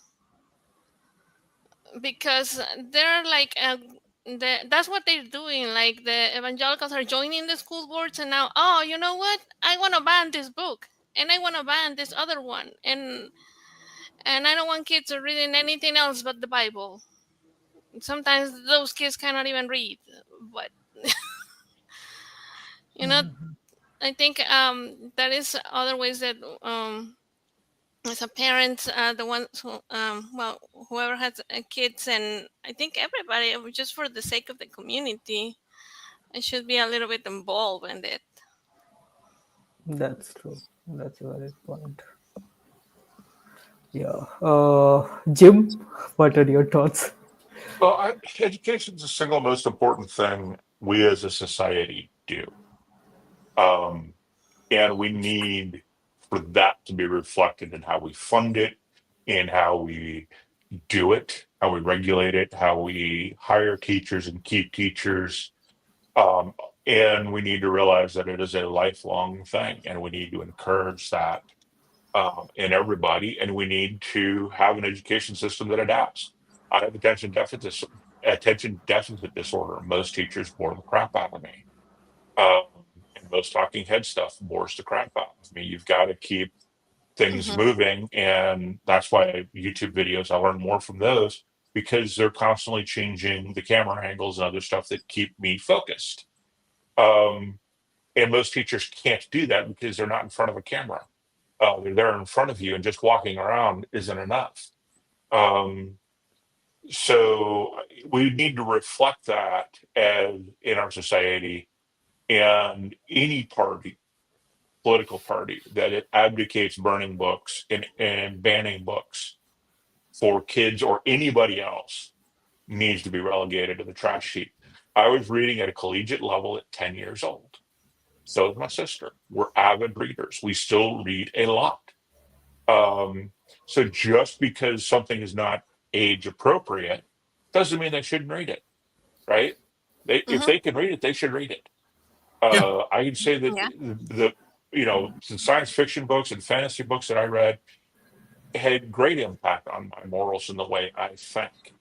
I recognize that evil is not black and white, unlike many fantasy books, but there's problem solving. There's other things can do, and they're entertaining. And I'd rather read a book for an hour than sit in a class for an hour any day of the week. So we've got to have an adaptive education system, but it needs to reflect the fact that it's the most important thing we do as a society.